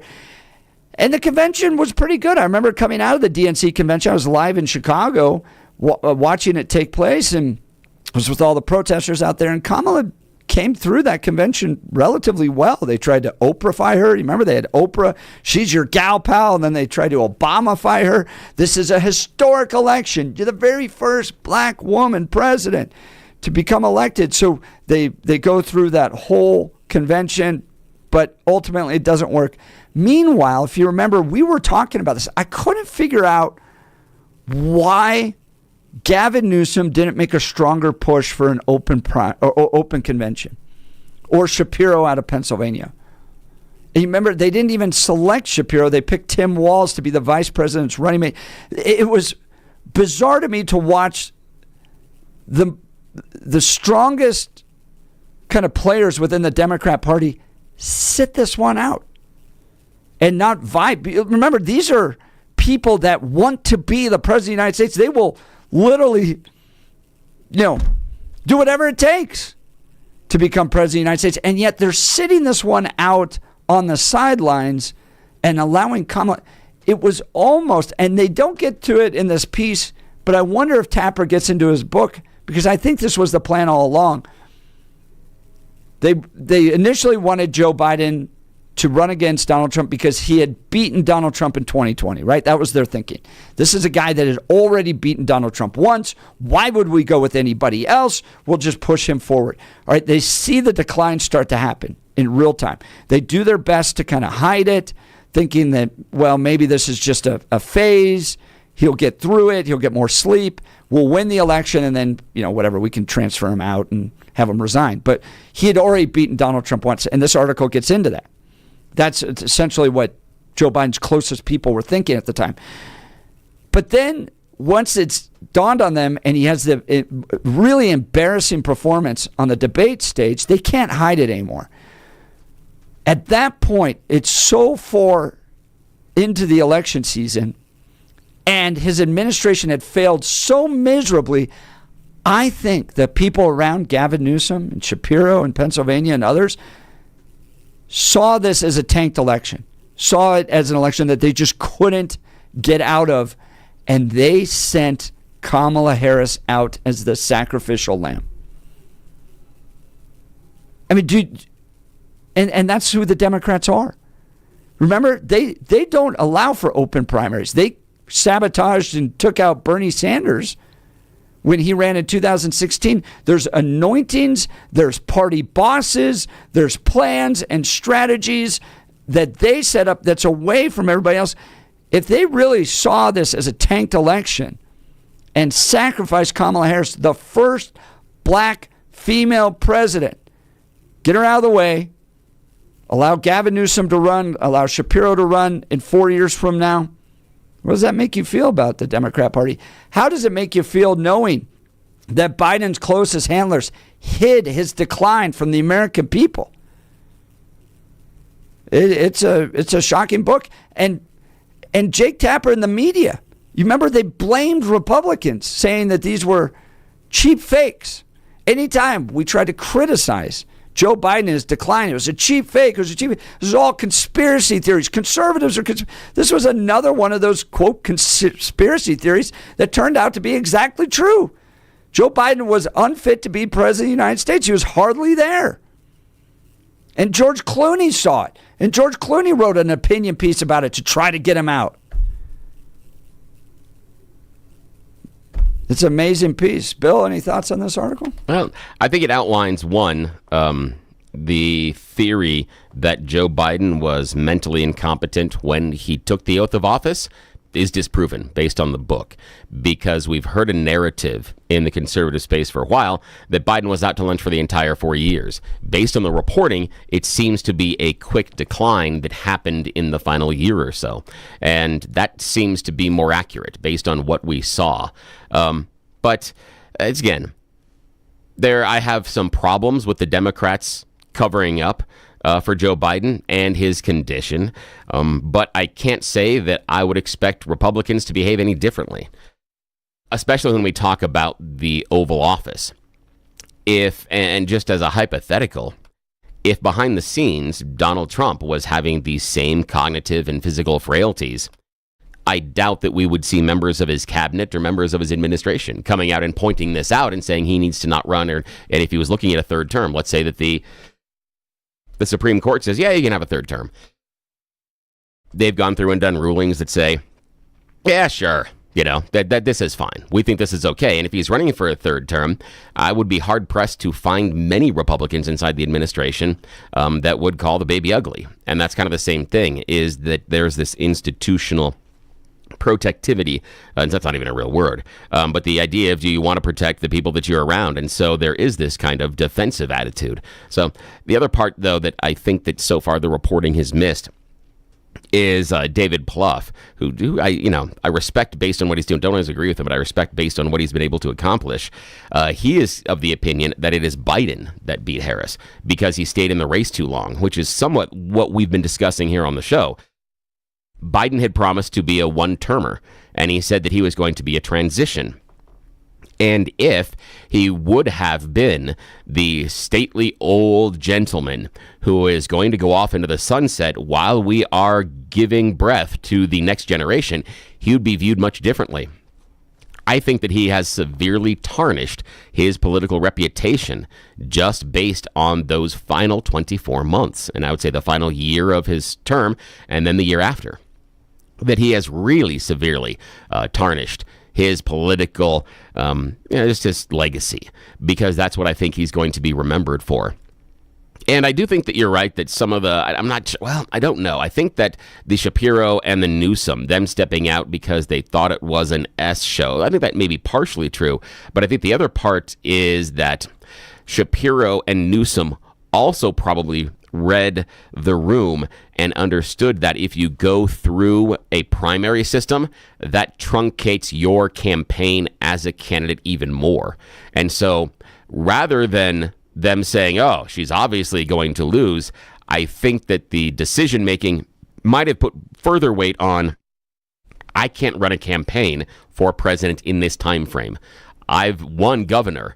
I've seen how long these things take, and I couldn't win governor in this many weeks. Why do I think I can win the presidency in this many weeks? I think that's the issue. Rather than her just being the sacrificial lamb, I think it was, and there may be a horse apiece, and it might just be semantics on that one, that their view of her being a sacrificial lamb was because there's no way I can run a functional campaign over the course of these weeks. That is too much of a problem, and there's no way that I'm going to get the traction that I need to. That's kind of where I'm sitting on this one. But I think that we should have known earlier, but I'm not surprised because I think politicians will necessarily do that for both parties. We have a real life example right now with what's going on with John Fetterman. That's a serious issue as to the reporting that's been going on.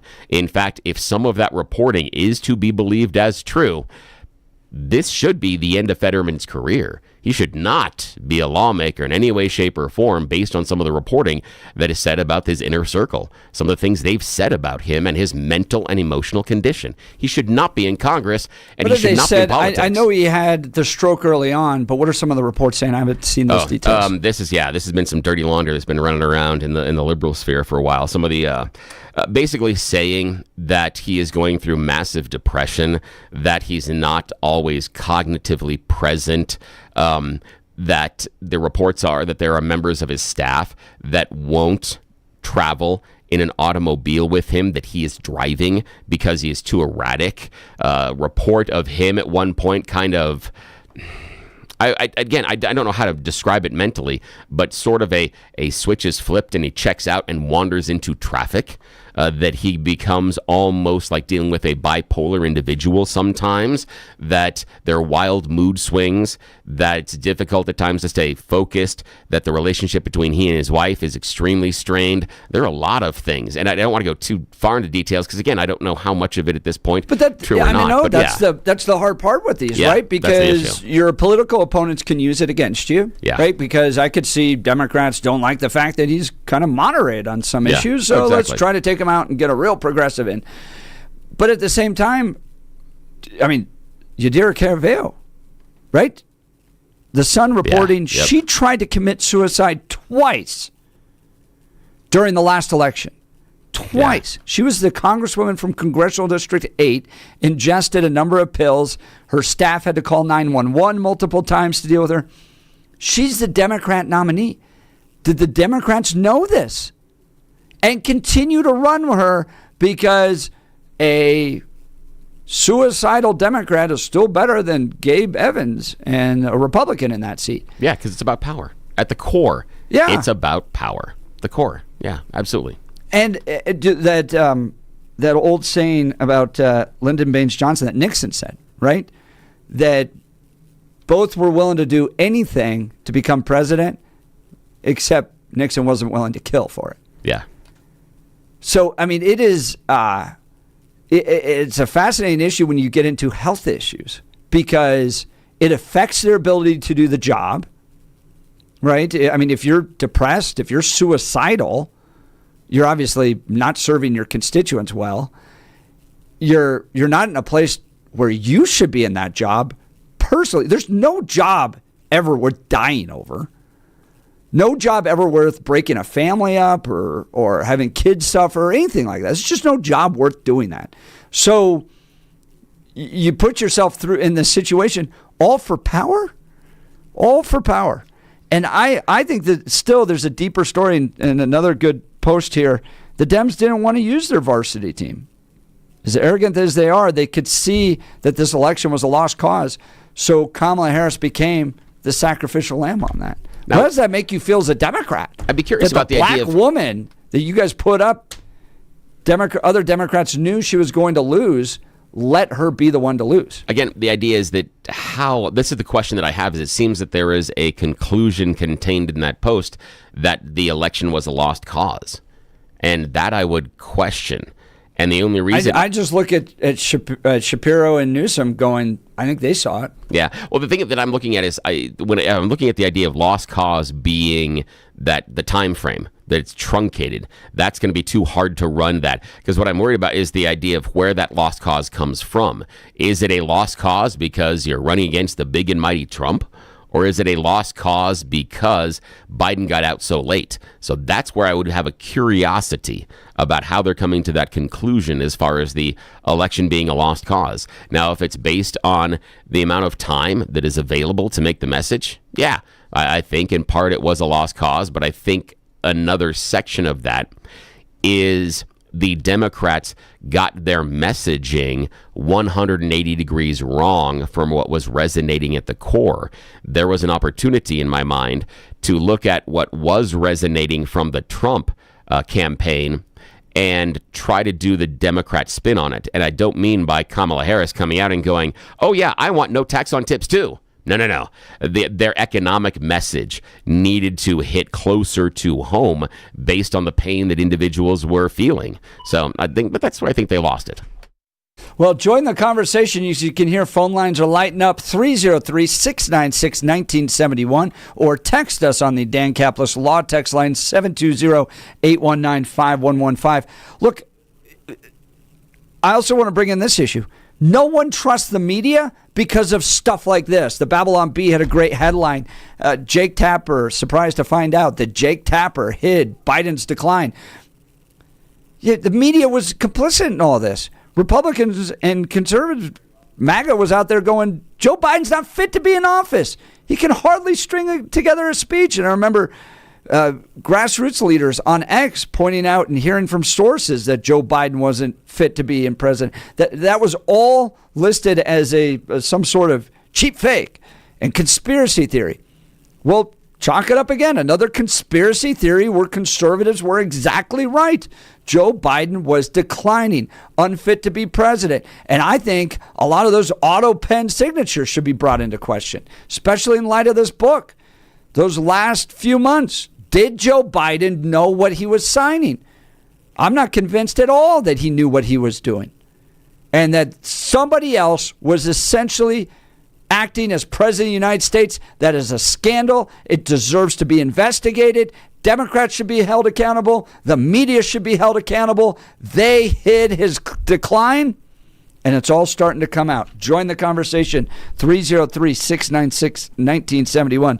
Well, folks, let's talk about the good people at the Colorado Farm Bureau. Whether you pulled out your skis or snowmobiles this last winter, it was a great year for winter fun. But the snow means even more to Colorado agriculture. And I want you to know that our state's farmers and ranchers are doing their part to protect our future water resources. The people of Colorado agriculture always have conservation, efficiency, and reuse top of mind when it comes to water use. As the metro area continues to grow, the Colorado Farm Bureau leads talks with state policymakers about preserving water for all areas of the state as pressure on the water system grows. It's going to take all of us to find a solution. My friends at the Colorado Farm Bureau are leaders in water conservation and water policy. They understand how to balance water for crops and water for families, and they're doing more with less. You can do your part. I recommend you join and become a member today. Go to coloradofarmbureau.com. That's coloradofarmbureau.com to join them today. All right, we'll continue. Phone calls and texts are up. You're listening to The Jeff and Bill Show. This is Denver's Talk Leader, News Talk 710 KNUS.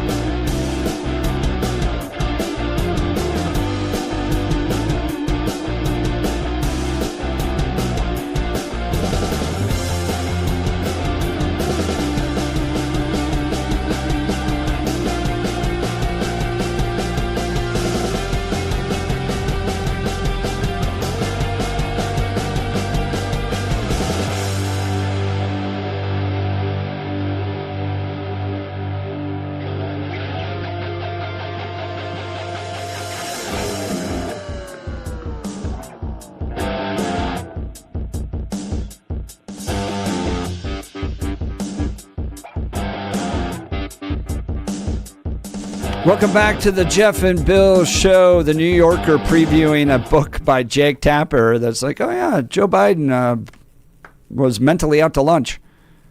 Shocking to the rest of us, but yeah, Jake Tapper. I mean, why? They always do this. You're conservative, you're a conspiracy theorist, and you need to be shadow banned because of your post. And then, oh, lo and behold, you were right all along. Let's go to Francis and Golden. Good morning, Francis. You're on the Jeff and Bill Show. Hey, you guys, how's it going? So, I'm going to float an idea out there. I think it's brilliant, of course, because it's mine. But what about having some sort of baseline testing for mental and physical acuity for anyone who's running for some form of national office, maybe even state office? That we have an ability to see if people can function within normal limits. And I think it would make sense. I'm sick and tired of seeing Chuck Schumer soil himself on camera, or having, what's her name, the other aged senator who passed away, not knowing what she's even doing, while in a wheelchair. These people aren't capable of holding office. Yeah, and do you remember Kay Granger? They hid in a nursing home for the last 6 months. She wasn't even voting. It's ridiculous. And you know what? We're not living in the last century where you had Woodrow Wilson with his stroke, whose wife wasn't that who's running the country more or less. I mean, we can't have this happen. It seems clear to me that Joe Biden went around the bend during his term. He didn't run as a mentally non capable candidate. But he clearly, and that's how people get when they get that age sometimes, it can go from, fine to not fine real quickly. And I'm sick and tired of having to, and for that matter, John Fetterman, I wonder about the people who voted for that guy. He looks like a shuffling around homeless bum. And all I can think of is, what does that tell me about the electorate who's voting for him? Where are their heads that they're voting for this guy versus whoever he ran against, who I can't help but think had better, more on the ball than Fetterman has? I think there has to be some sort of, I don't believe in neuropsychological testing particularly. I think it's a bunch of squishy science, sealed up as something that matters. But it does give you some baseline functioning testing. And I think it should happen for all sides. I mean, look, don't kid yourselves, folks. Trump is dang near 80 years old, and he may not drink or do drugs or anything else. His only form of exercise is cheating at golf. And I'll tell you what, it doesn't take much before he's starting to talk at walls. Yeah, and Francis, there was a recent press conference that he had done. It was an appearance where Trump was mixing timelines. And again, I do that myself. But there are examples of things where he was referring to things that happened in his first administration as if they had just happened in the recent past. And again, we would assume mental decline would happen as we get older. And we have no idea. I see nothing that shows that Donald Trump is in the same situations as far as Joe Biden. But if you were going to ask those questions, those would be those questions, when those things that he's conflating things as far as people's names and timelines of stuff as well. So and how much? Well, in this case with Joe Biden, he was running for re-election, right? So I go back to Reagan, and Reagan, was declining near the end of his term. At what point do you just go, well, we're just going to ride this thing out, and because a resignation would create all these issues, and we're 6 months from the end of his term, so let's just ride this thing out. But with Joe Biden, you had somebody that said, no, 4 more years, and reports are coming in that their aides were getting ready to put him into a wheelchair. So I cannot. I think the Democrats in this last election cycle for president, they were a fire drill. I mean, there's no other way around it. I think that they fooled themselves, and they listened to their own kind of nonsense in their own head, and they were listening to people close to Joe Biden who really didn't see him on a day-to-day basis, or who saw him on a day-to-day basis, and they were being lied to. And then when it became apparent I mean, Kamala Harris was the best option they had. They weren't going to be able to dress up anybody else. I don't think there would be any way Gavin Newsom could have gotten ready or anything else. And so Kamala was the best option they had. I don't think it was a intentional, let's knowing we're going to lose the election, run Kamala Harris and say we ran the first female black candidate. That wasn't. You don't think they could have done an open primary? No, I don't think so at all. Convention, an open convention? Time. I think they could have. No, I don't think they could have and had any sort of a hope of winning. I think when you ran Kamala, you at least had a chance of winning that election because you still had the Trump factor where Trump could have just stepped all over himself and Kamala looks like a more attractive candidate. If you notice what happened after Kamala, I mean, Trump, after the Democratic convention, there was a period of time where Trump kind of went into a little bit of seclusion. He then jumped out and started being available again around the debate cycle. But, he kind of laid low. He kind of went to he did the rope-a-dope routine a little bit. And I think that was a smart thing for him to do. He could have blown himself up easily.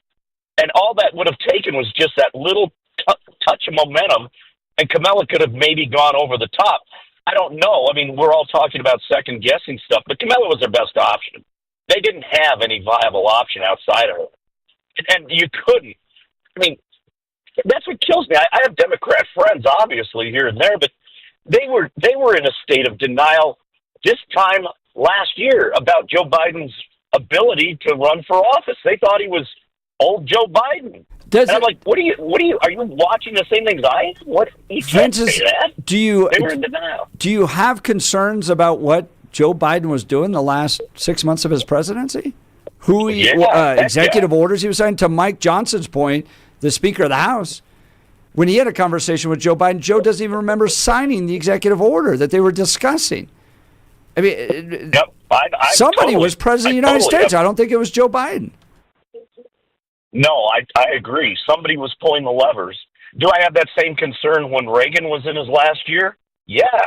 I mean, I just think he wasn't as active because I don't think there were people who were able to pull the levers as easily as they are now on both sides. And that scares the pants off of me because I think, look, I think there's just way too much, how do I describe it? There's too much who's up nextism on some of these offices.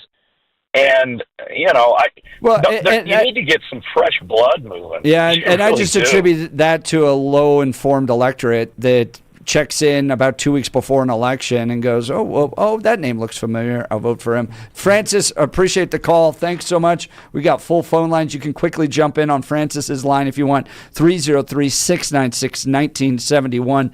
303-696-1971. Or text us on the Dan Caplis Law text line 720-819-5115. Let's talk alarm detection systems. We got these DAs out there that won't prosecute anybody. So you got to protect your business yourself. People to do that, alarm detection systems for the highest level of service and expertise. I want to qualify that because George Brockler will prosecute the bad guys. But this DA in Arapahoe County won't. All right, sorry. Think about the time you could use saving one source for your cameras, keycard access, and fire intrusion systems. ADS offers expert alarm installation and testing by highly trained technicians, 24/7 professional monitoring, same day or next day service upon request because downtime isn't an option, dedicated teams for cameras, access control, and fire alarms, and over 300 security professionals working for you. Choosing ADS means your business stays protected and will be ready to open tomorrow. They combine human monitoring with the latest AI camera technology to prevent crime in real time. They're trusted by small and large businesses, including many Colorado schools, and their security experts will review your system for free. Go to adsalarm.com and schedule your appointment today.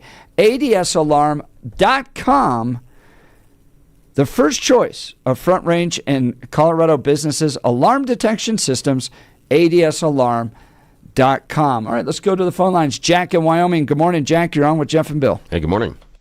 Yeah, I've said this a million times. I strongly disagree with it. The Democrats don't have a bench to draw from.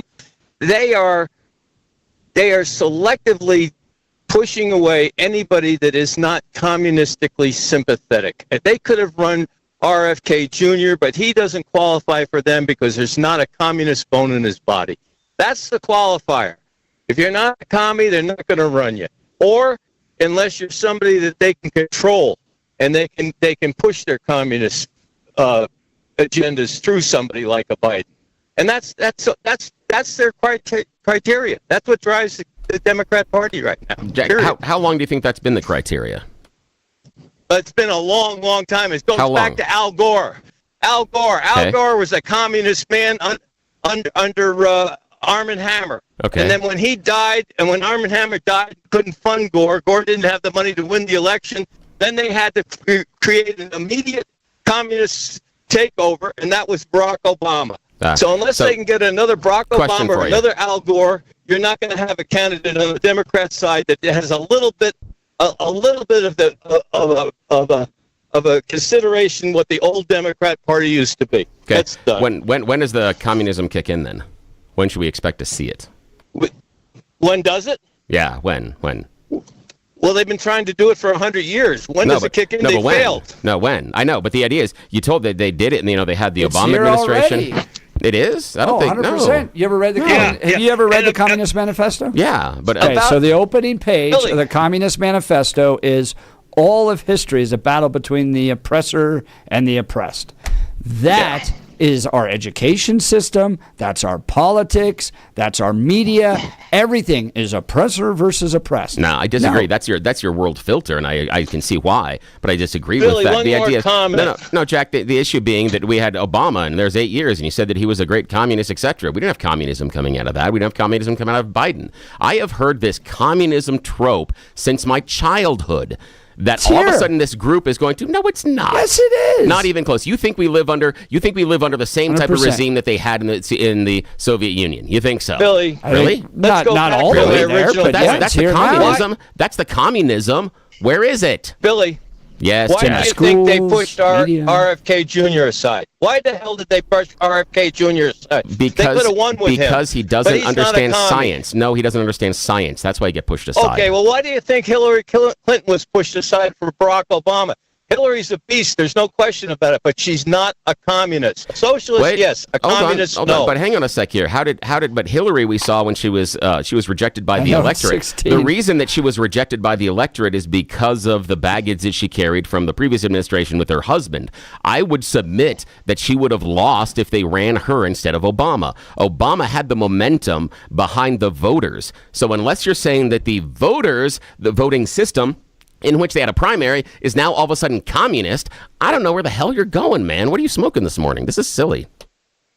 You know, you guys make a big deal about the age. Well, I'm my next one. I'm going to be 83, and I'll go knee to knee and toe to toe with anybody in your radio station any day of the week in the studio if you'd like to. Goodbye. I love it, Jack. It's great. I mean, when you look at what the Communist Manifesto was looking to achieve, right, which was the elevation of the state, the destruction of the family, the destruction of the church. That's been the progressive movement for the last 40 or 50 years. It's already here. They may not go out there and go, dude, every time I go down to those protests, every time, the communists are down there. They're waving their flags, they're recruiting, they're already here. I know. They've infiltrated our school system, our media. No, I disagree. Democrats may not go where the communists view the Democrats as their means to an end. We saw what happened when we had socialists that got onto the Aurora City Council. They view them as a means to an end, just like there are people that will vote for Republican candidates that view them as a means to an end, but they're not necessarily Republicans. That's kind of how it goes. There's a difference between the Democrats and the communists. If you really, really, really believe, there's a difference between the Democrats and the communists. Yes, there is. So you believe that someone like a Nancy Pelosi, that she's communism, that she's going to give up her millions and millions of dollars and she's going to look at the idea of socialism. Yeah, sure. That's how communists operated in the Soviet Union. Yeah. The elites always had money. So just because they're an elite and believe they're communists doesn't mean they want to hoard wealth. That's exactly what they did in the Soviet Union. But the issue is you have to convince the idea that the millionaires are then going to implement that system. And I just don't see it. I don't see that system. I understand that we have this opinion based on our worldview that there is this indoctrination going on inside of the schools. But where are all the communists then? How come all these kids coming out are not communists? If the schools are so good at this, they absolutely are. No, they're not. Yes, they are. They may be liberal, but that's not the same thing as being a communist. It's different. No, today's progressive is totally different than a 60s progressive. Totally different. Because they are still not communistic. No, they're not. They're not communists. All right, let's talk about our friends at L&L Heating and Air Conditioning. The debate's hot in the studio today. Thank God we have good air conditioning. The best out there is L&L Heating and Air Conditioning. We had them come install a new air conditioner at our house, a new furnace, and they nailed it. Okay, one-day installation, no stress, personal service. It wasn't some guy in a busted up white van showing up with an air conditioner he bought second rate.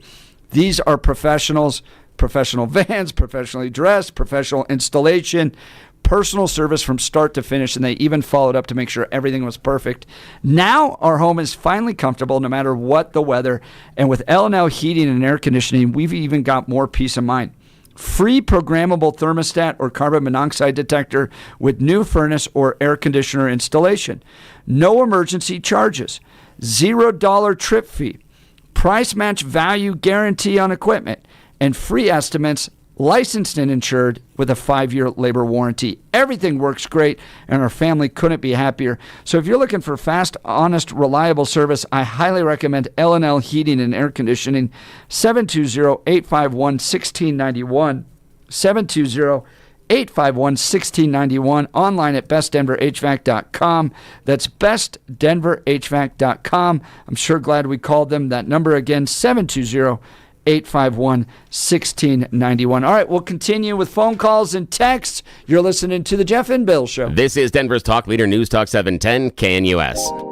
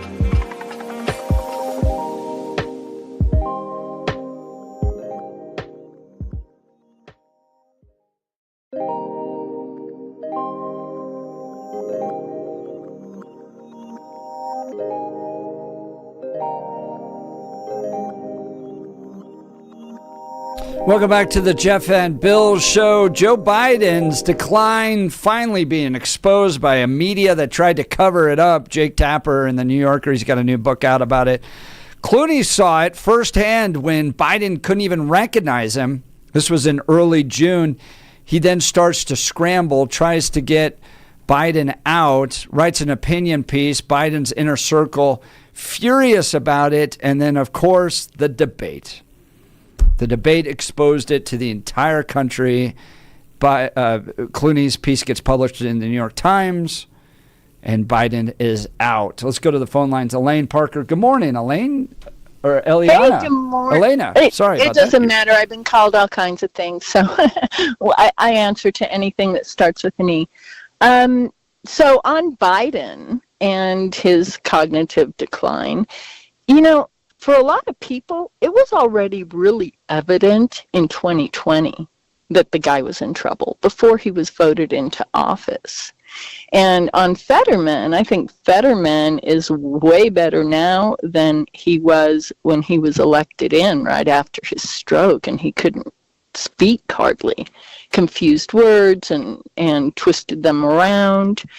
And then on communism, I did want to touch on that. Part of the reason that we didn't know that Biden was struggling so bad, and a lot of the other issues that were going on within his family with the laptop, is because we had a state-run media. And everybody went in lockstep, telling us the same lies over and over again. Russian disinformation on the laptop. Joe Biden's fine. He's fine. He runs circles around us. We have been lied to, and it really is a propaganda machine, the MSM.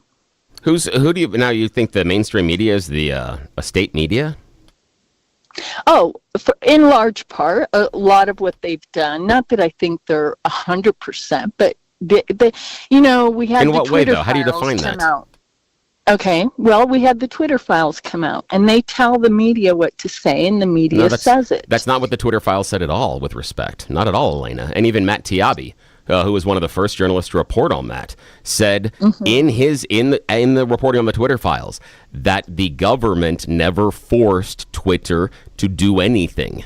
These were all requests that were made by the White House, requests that were made by the Biden campaign, and requests that were made by the Trump campaign. And the mafia never forces you to do anything. They just strongly request it. No, exactly. I'm pretty sure those companies felt that it was a little bit more than a request, and the same with the CNN. But Elena, that doesn't make them or Jeff. That doesn't make them an arm of the government. Nor does it mean that they took the marching orders from the government. We have real time reporting that Twitter pushed back on it, didn't do everything, and the requests that were made by both campaigns and the White House and the Trump White House made requests of Twitter to remove items as well. You're just playing one side. CNN, MSNBC, NBC. I mean, in lockstep. Tell me that's not propaganda. Nobody trusts them anymore. That's why they're dying too. I mean, nobody. Exactly. There's a reason, and it's because of this. Because we were being fed propaganda. When you know what it looks like, you see it. And that's why so many people who have lived in communist countries are not Democrats. They're mainly, either independent or they are Republican, because they see the policies that the Democrats want to put forward, and it smells like communism. Yeah, that's a weird thing, Elena. Elena, with respect, it may not be communism, but it smells. That's weird because you have a series of people right now that came from authoritarian regimes and dictatorial regimes that say that America and what's going on inside of America right now is closer with Trump in charge to where they came from than when Biden was in charge. More authoritarian, more executive, making executive rules. The idea that we don't have to go through Congress, that he can just edict something from the White House and make it true. And that he can shrinks decide government. that he can decide that the Constitution doesn't mean anything. You know, those amendments don't matter. That's the problem. All right. Thanks for calling, Elena. Appreciate Elena, it. great call. We'll continue, and true to form, we'll have Republicans and Democrats with us next hour. You're going to want to listen to this. You're with Jeff and Bill. This is News Talk 710 KNUS.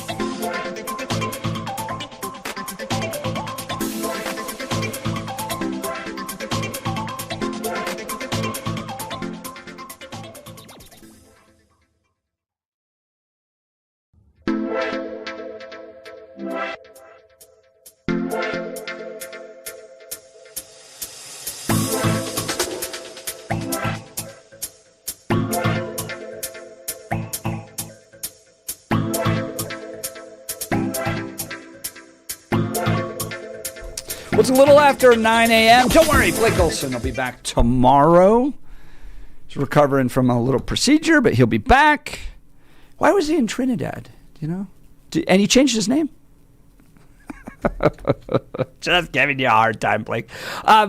We've got coming up here in just a second Representative Regina English and Representative Brandy Bradley. If you remember, they worked on a bill down at the state capitol that would have required jail time for anybody that sexually assaulted a child. Well, Douglas County Sheriff's Office detectives with the Special Victim Unit recently arrested a 49-year-old in Littleton on 2 counts of sexual assault on a child by one in a position of trust. This guy was a teacher hired by the Douglas County School District in 2014 and most recently worked at Roxborough Intermediate School. And the police are asked, this guy just looks like a creep. I don't even know how these guys get hired. Isn't there spidey sense? But anyways, go off around these creeps. Brandy Bradley was nuclear on X yesterday. This will continue to happen, she says. Rep. English and I tried to pass a bill that put, hey.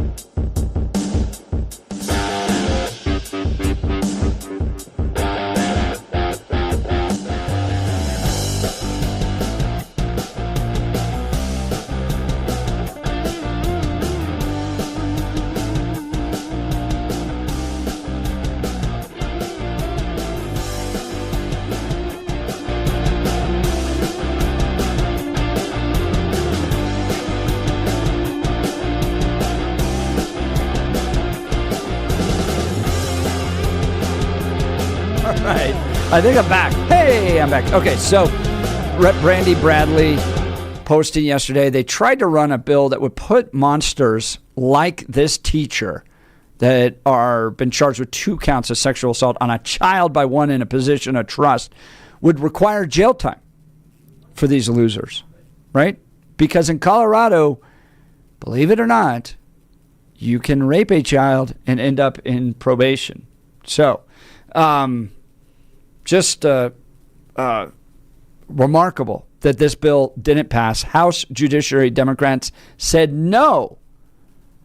They said no to protecting our children. They said it was not fair to put these monsters in jail. And she wrote, I promise you we will come back with another bill next session, and I will bring 700 witnesses, and we will storm the Capitol until they listen. I love fired up Brandy Bradley. She's the best version of Brandy Bradley. She's going to be joining us along with her Democrat colleague, Representative Regina English. We don't get too many Democrats that come by here. I like it when they do. We're always respectful. So we're going to talk to them in just a few minutes. I want to talk to you about our good friend Dan Caplis with Dan Caplis Law. Look, I've known Dan for well over a decade. Pro-life, pro-family, pro-faith, pro-America. This guy is the real deal. Okay? And he spent 40 years serving the people of Colorado injured in a car crash. Okay? Gets them justice. That's what Dan Caplis is about. Son of a police officer and a former seminarian. And he wins in the courtroom. Listen to this. Dan is believed to be the only lawyer in Colorado history to win 5 straight multi-million-dollar verdicts in Colorado crash cases. Dan is also believed to have won the largest truck crash verdict in Colorado history. Dan Caplis Law is so trusted, he's the official law firm partner of the Denver Nuggets and the Colorado Avalanche. Dan Caplis Law is a serious firm for serious cases. Dan accepts righteous injury cases on a percentage fee basis so that he can represent good people from all walks of life without regard to ability to pay. So if you need Dan's help, here's the phone number. Why wait till you're in an accident and have to Google Dan Caplis? Why not put it in your phone so when that happens to you and you got to deal with police and firefighters and all that stuff, you can give him a call. Here's the phone number, 303-770-5551. That's 303-770-5551, or hit DanCaplisLaw.com. That's Dan, C-A-P-L-I-S Law.com. All right, I want to remind everybody, because if you didn't hear about it in the 6 o'clock hour, you can hear about it now. Bill and I have some T-shirts for you. Specially made, once in a lifetime, Kyle Clark T-shirts. Yes, go to KylesKarens.com. KylesKarens.com. And if you're a fan of Kyle Clark, you can get your I'm a proud member of Kyle's Karens. Now, we came up with a name for his fan base, like Justin Bieber has the Beliebers and Taylor Swift has the Swifties. Well, we came up with a name for Kyle Clark fans called Kyle's Karens, and you can get your T-shirt. All you got to do is go to KylesKarens.com, KylesKarens.com, and we're going to do a limited run of those. They're going to be done in 3 weeks. 3 weeks. So you have 21 days from this Friday, June 6th. We'll be done. Whatever number we get will be printed at that point. That'll be it. And we won't do this again. So you can go be a part of that fun little effort with Kyle Clark. All right. I appreciate when you get some bipartisan sanity down at the Colorado State Capitol. And for a brief moment, we had some bipartisan sanity down there when Representative Brandy Bradley and Representative Regina English, Republican, Democrat, got together and said, we've got to deal with this flaw in our legal system where people, particularly people in positions of trust like teachers, assaulting a child are getting out on probation, sexually assaulting a child are getting out on probation. We got to get them into prison and lock them away. And joining us now, Representative Regina English and Representative Brandy Bradley. Good morning, ladies. Thank you for joining the Jeff and Bill Show. Good morning. Thank you for having me. Well, good morning. We'll start with you, Representative English. Tell us about the bill you chose to run with Representative Brandy Bradley this last session. What happened with it? Well, it was killed in the Judiciary Committee, which was very sad and disappointing because it was basically a majority vote by my party, which was upsetting. But when you have a group of attorneys on a committee, and it usually turns into politics. But for me, when it comes to kids, I don't politics with the lives of kids. And what this bill would have did essentially is, like you said, it would have just taken probation off of the table, because we can't continue to allow people to violate our kids, especially people in a position of trust, and harm them without any repercussions. And I just believe that probation should not be on the table, because it's just giving them a pass to continue to violate and harm our kids, and it's causing them a lifetime of trauma. And this is one crime that should not be played with when it comes to the lives of our kids. And like you said, we should be locking these people away in prison where they belong, so that they can get the rehabilitation that they need, so they can stop traumatizing our kids, because this is a lifetime sentence for our children. And for them to just get probation and a slap on the wrist, it is disgusting. And me and Bradley, Representative Bradley, we're going to do everything in our power to continue to fight for our babies, to make sure that this particular law is changed. I love it. The way you said that was fantastic. Representative Regina English, you can sense the passion she has there to defend children, that this is a lifetime sentence for those kids, that they've got to deal with this for the rest of their lives. And we know it leads to a lot of other secondary problems. Meanwhile, the perpetrator of these sexual assaults against these kids is just getting probation. And this happens. We hosted George Brockler, who talked about the numbers. This happens relatively frequently on these cases, and they're put out there. Now, Representative Brandy Bradley, Republican, Highlands Ranch area, you even say, I went nuclear yesterday. You saw this case coming out of Douglas County of this teacher 49 years old, had been working in the Douglas County School District since 2014, brought up on 2 counts of sexual assault on a child by one in a position of trust. Tell me what got you so fired up yesterday. Well, just like Rep. English said, the school knew about this, is what a teacher told me who had some influence or had some relationship with this teacher, and the school knew about it. And it took the officers arresting this man. I mean, when are we going to stop the assault on kids in the state of Colorado? When does it end? When does it stop? I'm so tired of it, Jeff. I'm so tired of our children being pipelined into the criminal justice system because they've been harmed by adults. When do we stop doing this?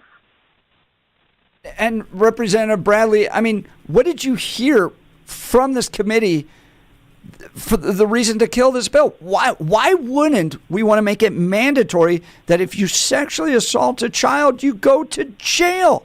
What is so absurd about that notion that the leaders of this committee, primarily led by Democrats, chose not to support your bill? It was a bipartisan bill.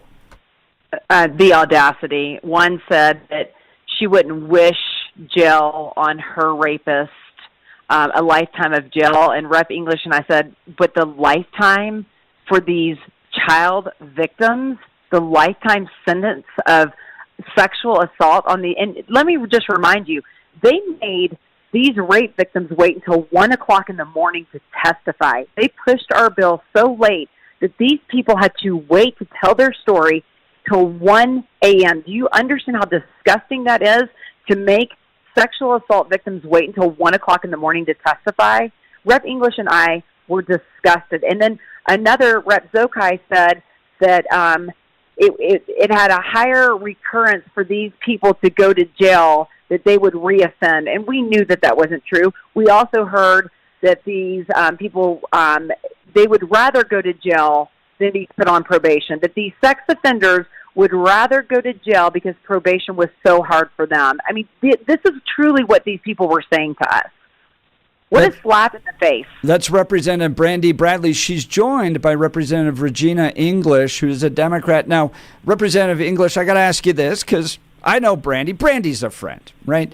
Brandy has a reputation down at the Colorado State Capitol, especially among those on the other side. We wouldn't say that Brandy is necessarily famous. She's notorious. You're willing to cross over the partisan divide to work with Representative Brandy Bradley. Tell me about your motivation, Representative Regina English.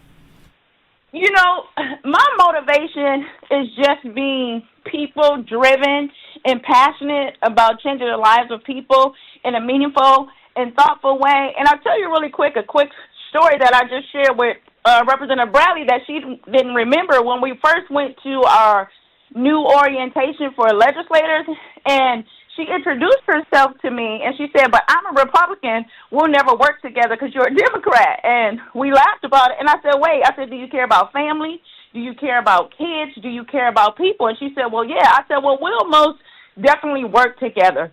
Because for me, I tell people this all the time, it is not about the party. It is about the people and doing what's right. And so it's thankless for me to do the right thing by people, especially by our children. Now, the reputation for me is that I am Representative Brandy's bestie, and I said I absolutely am. We are besties, but we want to do what's right by kids, and that's first and foremost because we're both moms.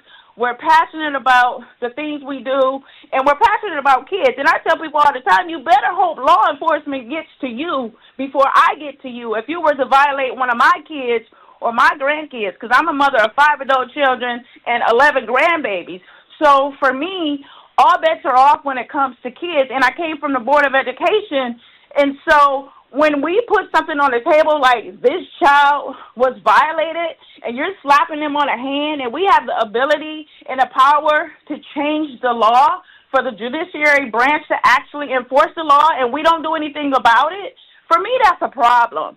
So like I said initially, I'm here, Representative Bradley is here to do everything in our power to fight this, to make sure our kids are protected and they're not violated, and that they can live a happy and wholesome life, because that's what's important. They trust us. That's Representative Regina English alongside Representative Brandy Bradley. Representative English, did you pay a price for teaming up with Representative Bradley on this?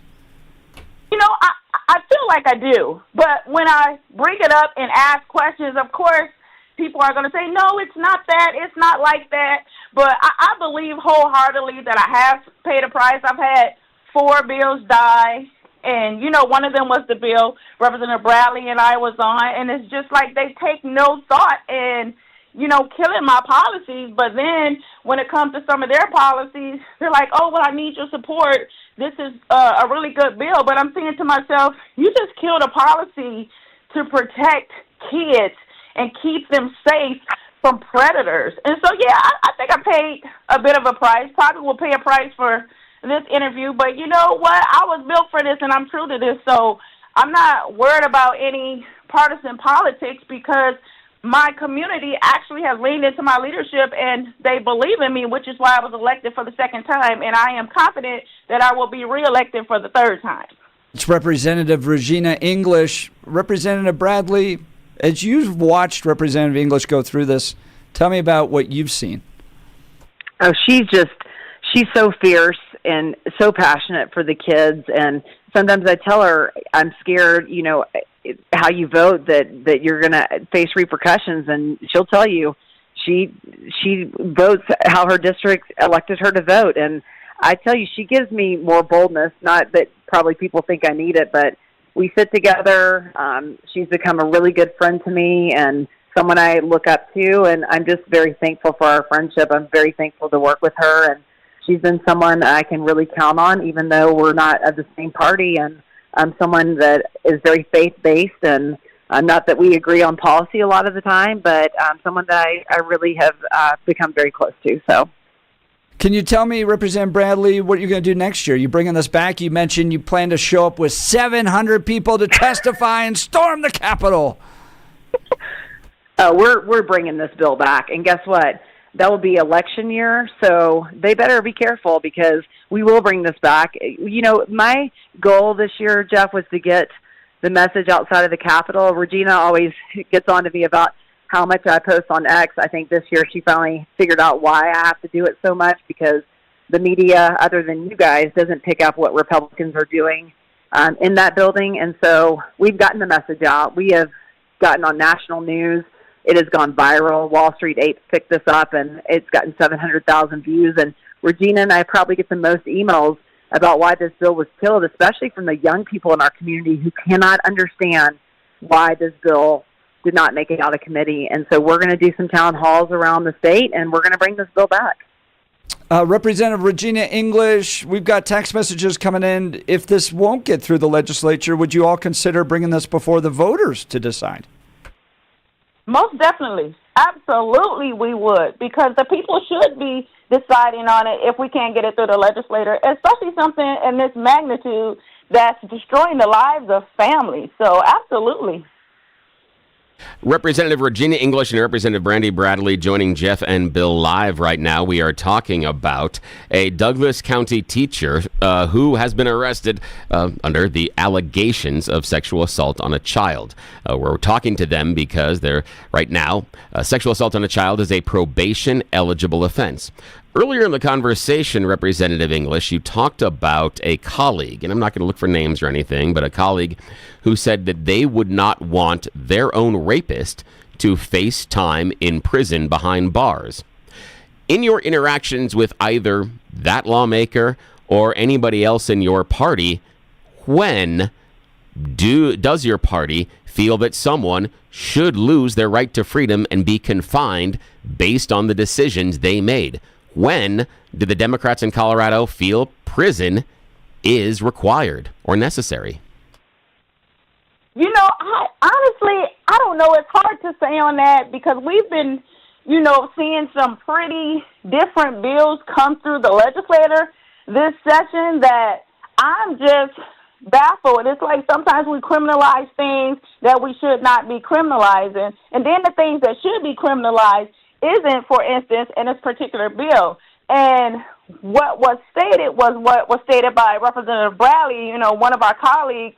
What they were saying was because it was heard in committee, where committee is public. But, this session has just shown me people in a different light. So, like I said, for me, it's not about the party. It's about the person and how we interact and how we engage. And some of the votes that my party has taken has been disappointing, but they probably feel the same way about votes that I have taken. But, I take, in my mind, votes for the people, and I will always continue to take votes for the people. And again, that's a question I can't answer because I quite frankly don't know. Like I said, I'm baffled by a lot of things that have happened this past session, and we're going to gear up for next session. Like Representative Bradley said, we're going to do town halls across the state, and we're going to bring this bill back and put it on the table. And if it dies, then we're going to take it to the vote of the people. And we know that the people of Colorado will stand up and fight with us. Good. When you guys reintroduce that bill, please come back and please let us know, because we definitely want to be on your side, and we definitely want to make sure that if this has to go to the voters,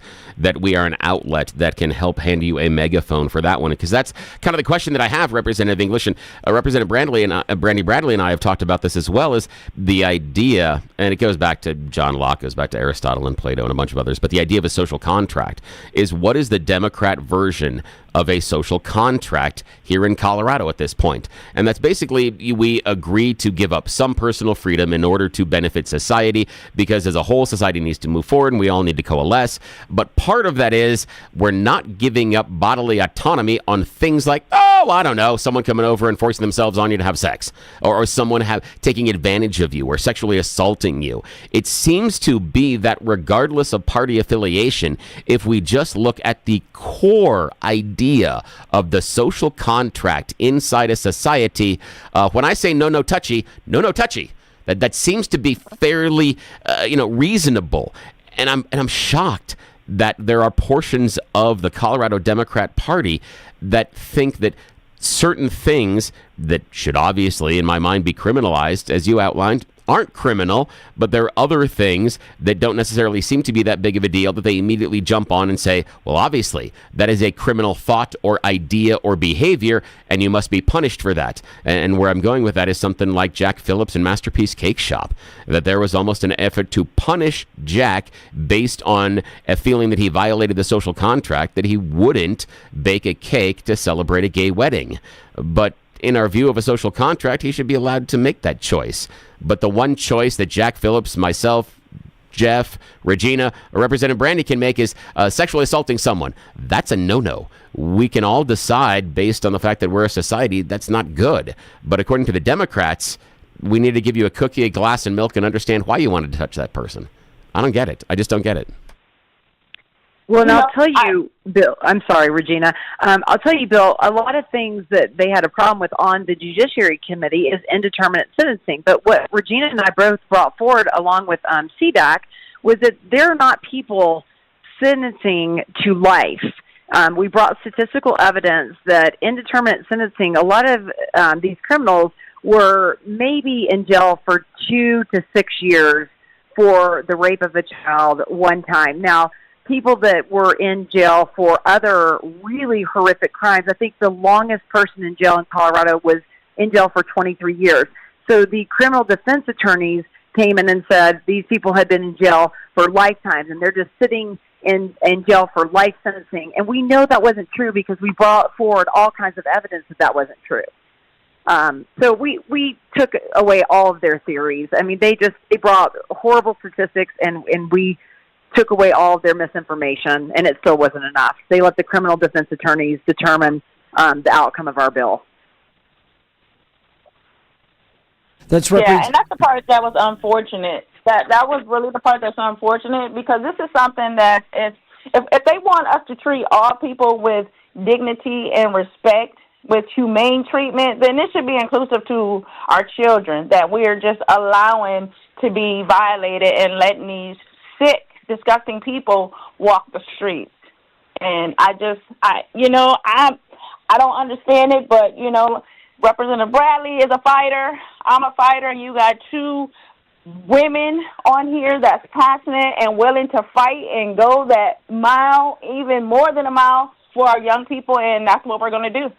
Those mama bears. They will go all the way. That's Representative Regina English and Representative Brandy Bradley. Representative English and Bradley, the text messages pouring in. So nice to see you two working together. Thank you for taking time to join the Jeff and Bill Show this morning. Yeah, thank you. Absolutely. Thank you for having me. All right. We'd love to hear your thoughts. Join the conversation. Phone lines are open, 303-696-1971, 303-696-1971, or text us on the Dan Caplis Law text line, 720-819-5115. Brandy Bradley admitting she went nuclear on X, frustrated with these teachers or anybody in positions of authority abusing kids under the banner of being a trusted adult and then getting probation after they sexually assault a kid. She wants to pass a law along with Democrat Regina English to address this and put these folks behind bars. What do you think? Good idea? Is this some bipartisan unity that the state needs? And why do Democrats continue to block these efforts and stand with the side of criminals? It's unbelievable. All right, want to talk to you about our friends over at Advanced Hair Restoration. If you're losing your hair, you need a simple solution that works. You want the best. Modern technology with top-rated physicians, something that's guaranteed to work. Guys, you need Dr. Tanya Pauls and her team at Advanced Hair. They've completely redefined hair restoration from the experience itself to their unmatched results. Receding hairline, bald spot, or thinning hair, address them all with Advanced Hair's simple one-day treatment in a calm, relaxed environment with the most experienced professionals. Advanced Hair has performed tens of thousands of these breakthrough treatments. And get this, your own natural hair begins to regrow the very next day. No one in Denver can offer anything like the Advanced FUE found at Advanced Hair, and I highly recommend their team. It starts with your free consultation. All you got to do is give them a call. Here's the phone number, 720-459-HAIR. If you qualify, you'll get $250 off and 250 free hair grafts. So refine your hairline with the team that's redefined hair restoration. 720-459-HAIR. 720-459-HAIR or advancedhair.com. That's advancedhair.com. I saw a great video the other day. All the big movie stars that have gotten their hair done that were balding and now, you know, they've got this great, luscious, flowing hair. It happens to us, guys, so don't be embarrassed. Call advancedhair.com. Get the treatment. They're offering those special deals. Start to look good, and it'll improve every aspect of your life. It'll improve your relationships. It'll improve your business. You'll have more energy. So if you're dealing with that issue, get taken care of. The best people to do it, Advanced Hair Restoration, 2 years in a row, the winner of Westward's best hair restoration place in Colorado, Advanced Hair Restoration. All right, we'll continue with your phone calls and texts. You're listening to the Jeff and Bill Show. This is Denver's Talk Leader News Talk 710 KNUS.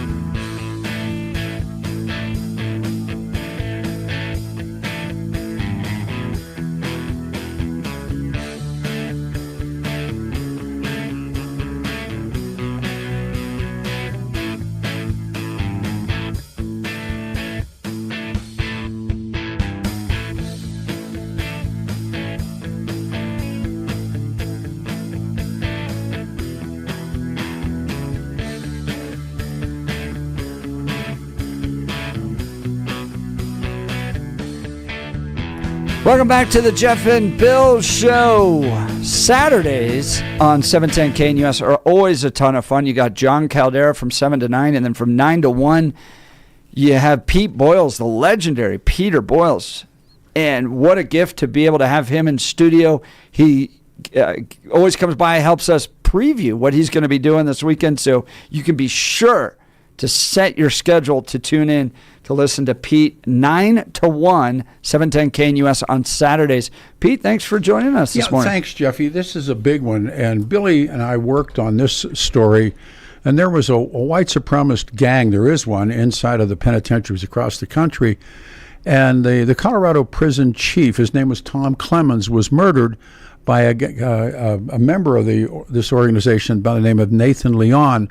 Nathan Leon was the pizza guy that he murdered, Evan Bell, to get the uniform to pretend he was delivering pizza, and he murdered the prison's chief, Tom Clemens. When did that happen? I don't remember. It's been how many years ago now? Like 80s? Like 2019.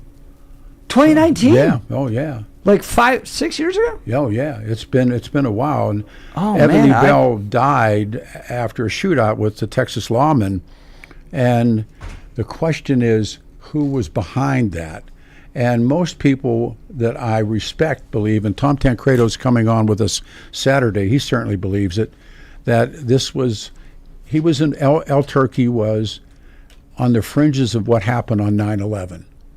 And he had a cell phone thing that Tom will talk about, but he was imprisoned here, and then most people, again, believe that he hired the murderers because he had been turned down for parole. Now remember, this is also a sidebar where I personally believe Bill Owens sent John Suthers, his attorney general, to Saudi Arabia to explain to the king why they were keeping El Turkey. Now remember the relationships between John Suthers. Yeah, went to Saudi Arabia and met mayor of now mayor Colorado Springs. But he was AG, right? And so now we find out that El Turkey is back in Saudi Arabia. He should have never been allowed to go. He's been deported. And I personally believe you can see these relationships now in the current relationship with the current administration with the Saudi Arabians. Yeah. And as you know, Bandar Bush, the Bushes, I believe the Saudis are directly involved in 9/11.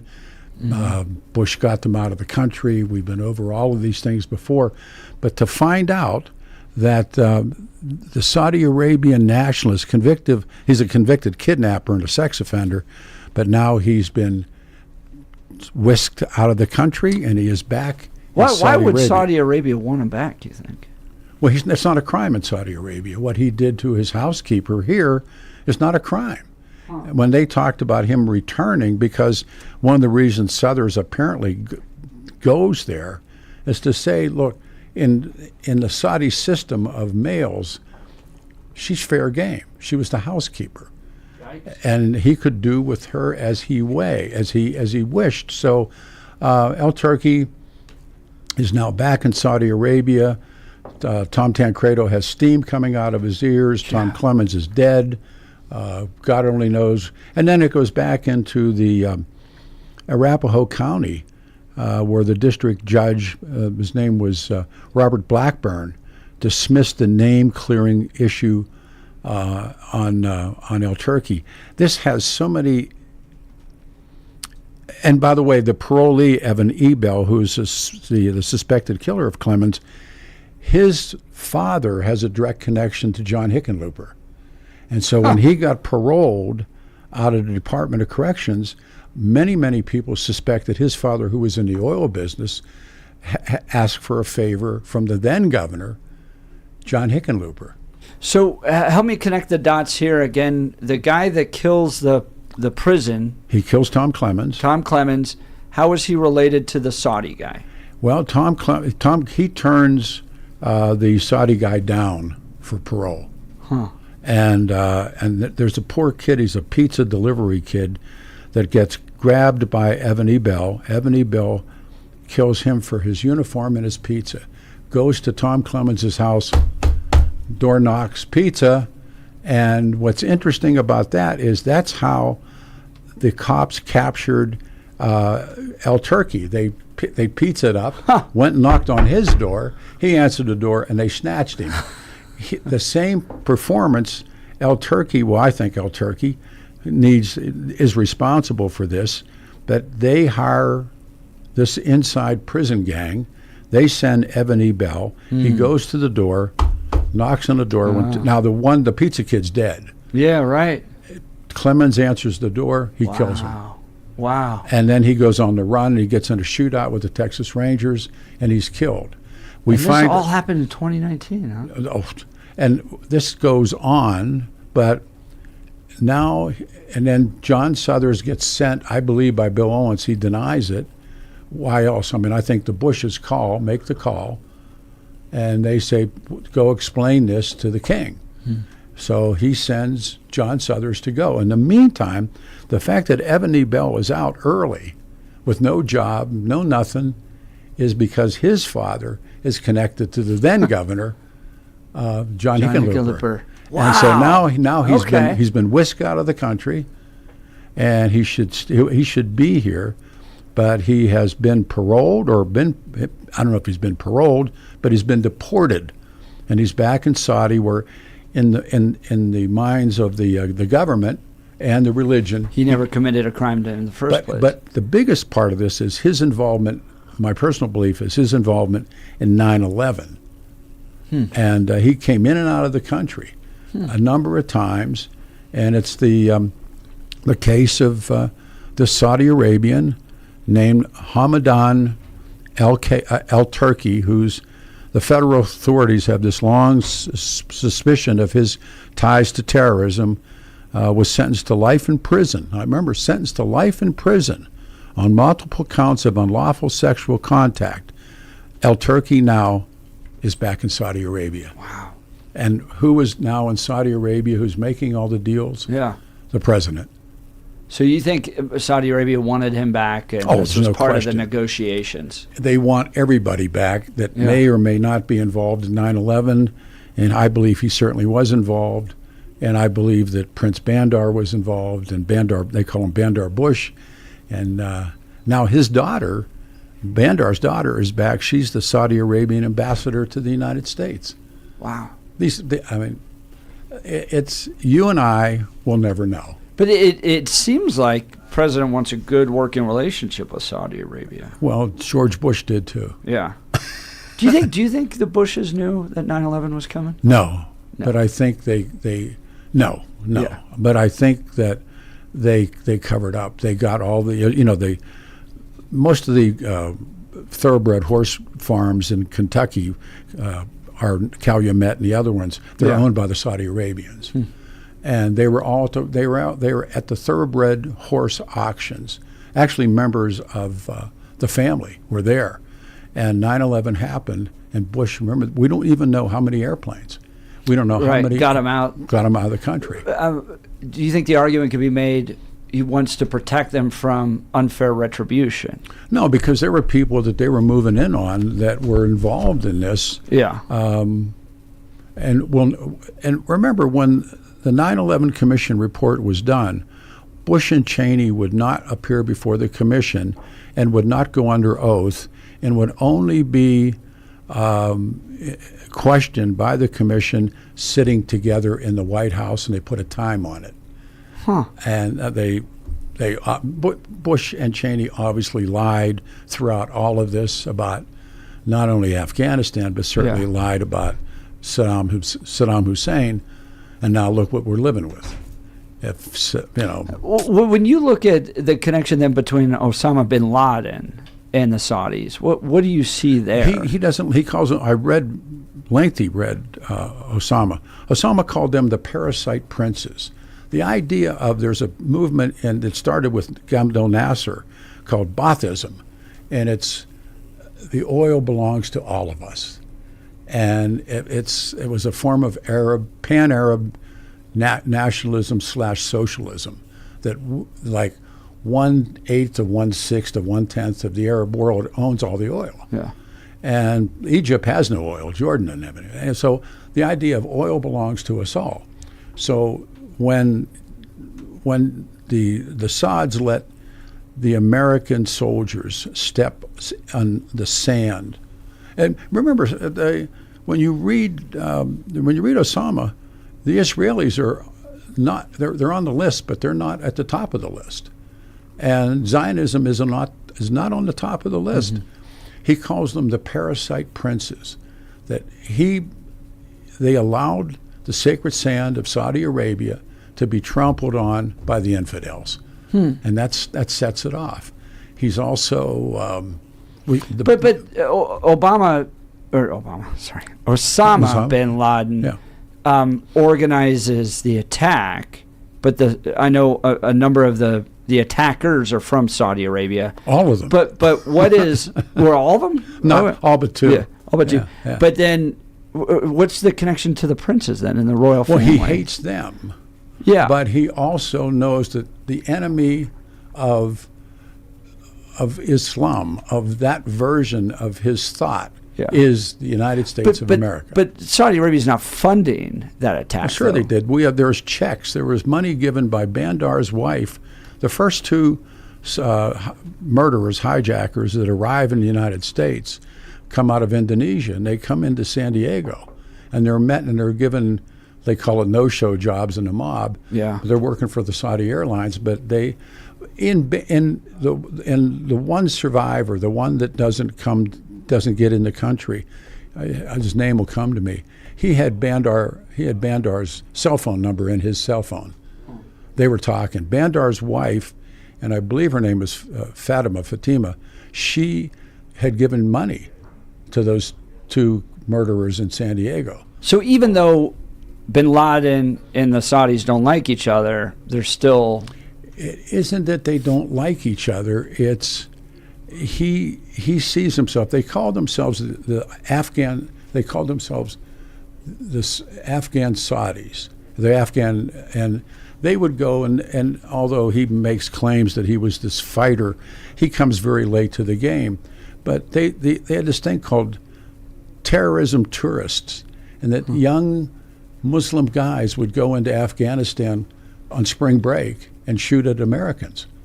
And I mean, the whole thing was convoluted. But remember, the other most important thing, because we're back to, and also I'm going to do a thing on the Clintons. I have a guy that's going to talk about the Clintons. You're going to have a hell of a show on Saturday. Oh yeah, I got a guy coming in here that he's going to blow everybody's head off. But anyhow, Hamadan al-Turki is back in Saudi Arabia. Then he was given a life sentence here. Wow. And all of this pulled together this Saturday from 9 to 1. Yeah. Pete Boyles, he's going to follow John Caldera 7 to 9, then Pete 9 to 1. You got to listen. This is tune in radio. I'm blown away by the people I've talked to. I mean, they said, how without the public knowing? Yeah, this guy got out. Wow. But that's the game that's been played before. All right, Bush got him out. Why not somebody else? Yeah, wow. Thanks, Tune in this Saturday, 9 to 1. Pete Boyles, thanks for swinging by the studio. You're listening to The Jeff and Bill Show. Denver's talk leader, News Talk 710, KNUS.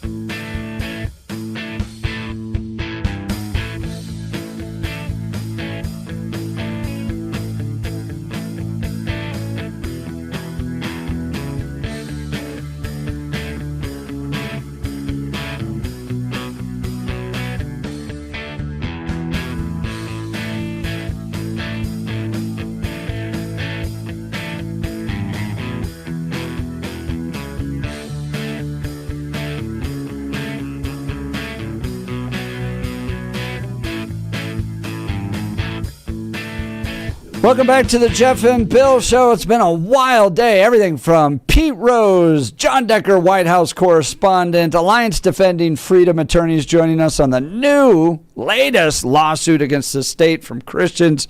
This one, Idra Haji, a great Christian camp, and they're now fighting for the right to, shockingly, uphold their religious values of boys in boys' restrooms and girls in girls' restrooms. We talked about Joe Biden's decline, and then we had a Republican and Democrat representative join us, united to try to change our laws to penalize adults that sexually assault children. So if you missed any of these conversations, go to 710knus.com to download the podcast. We'll be back tomorrow, along with Blake Olson. You're listening to The Jeff and Bill Show. This is 710 KNUS. Have a good day.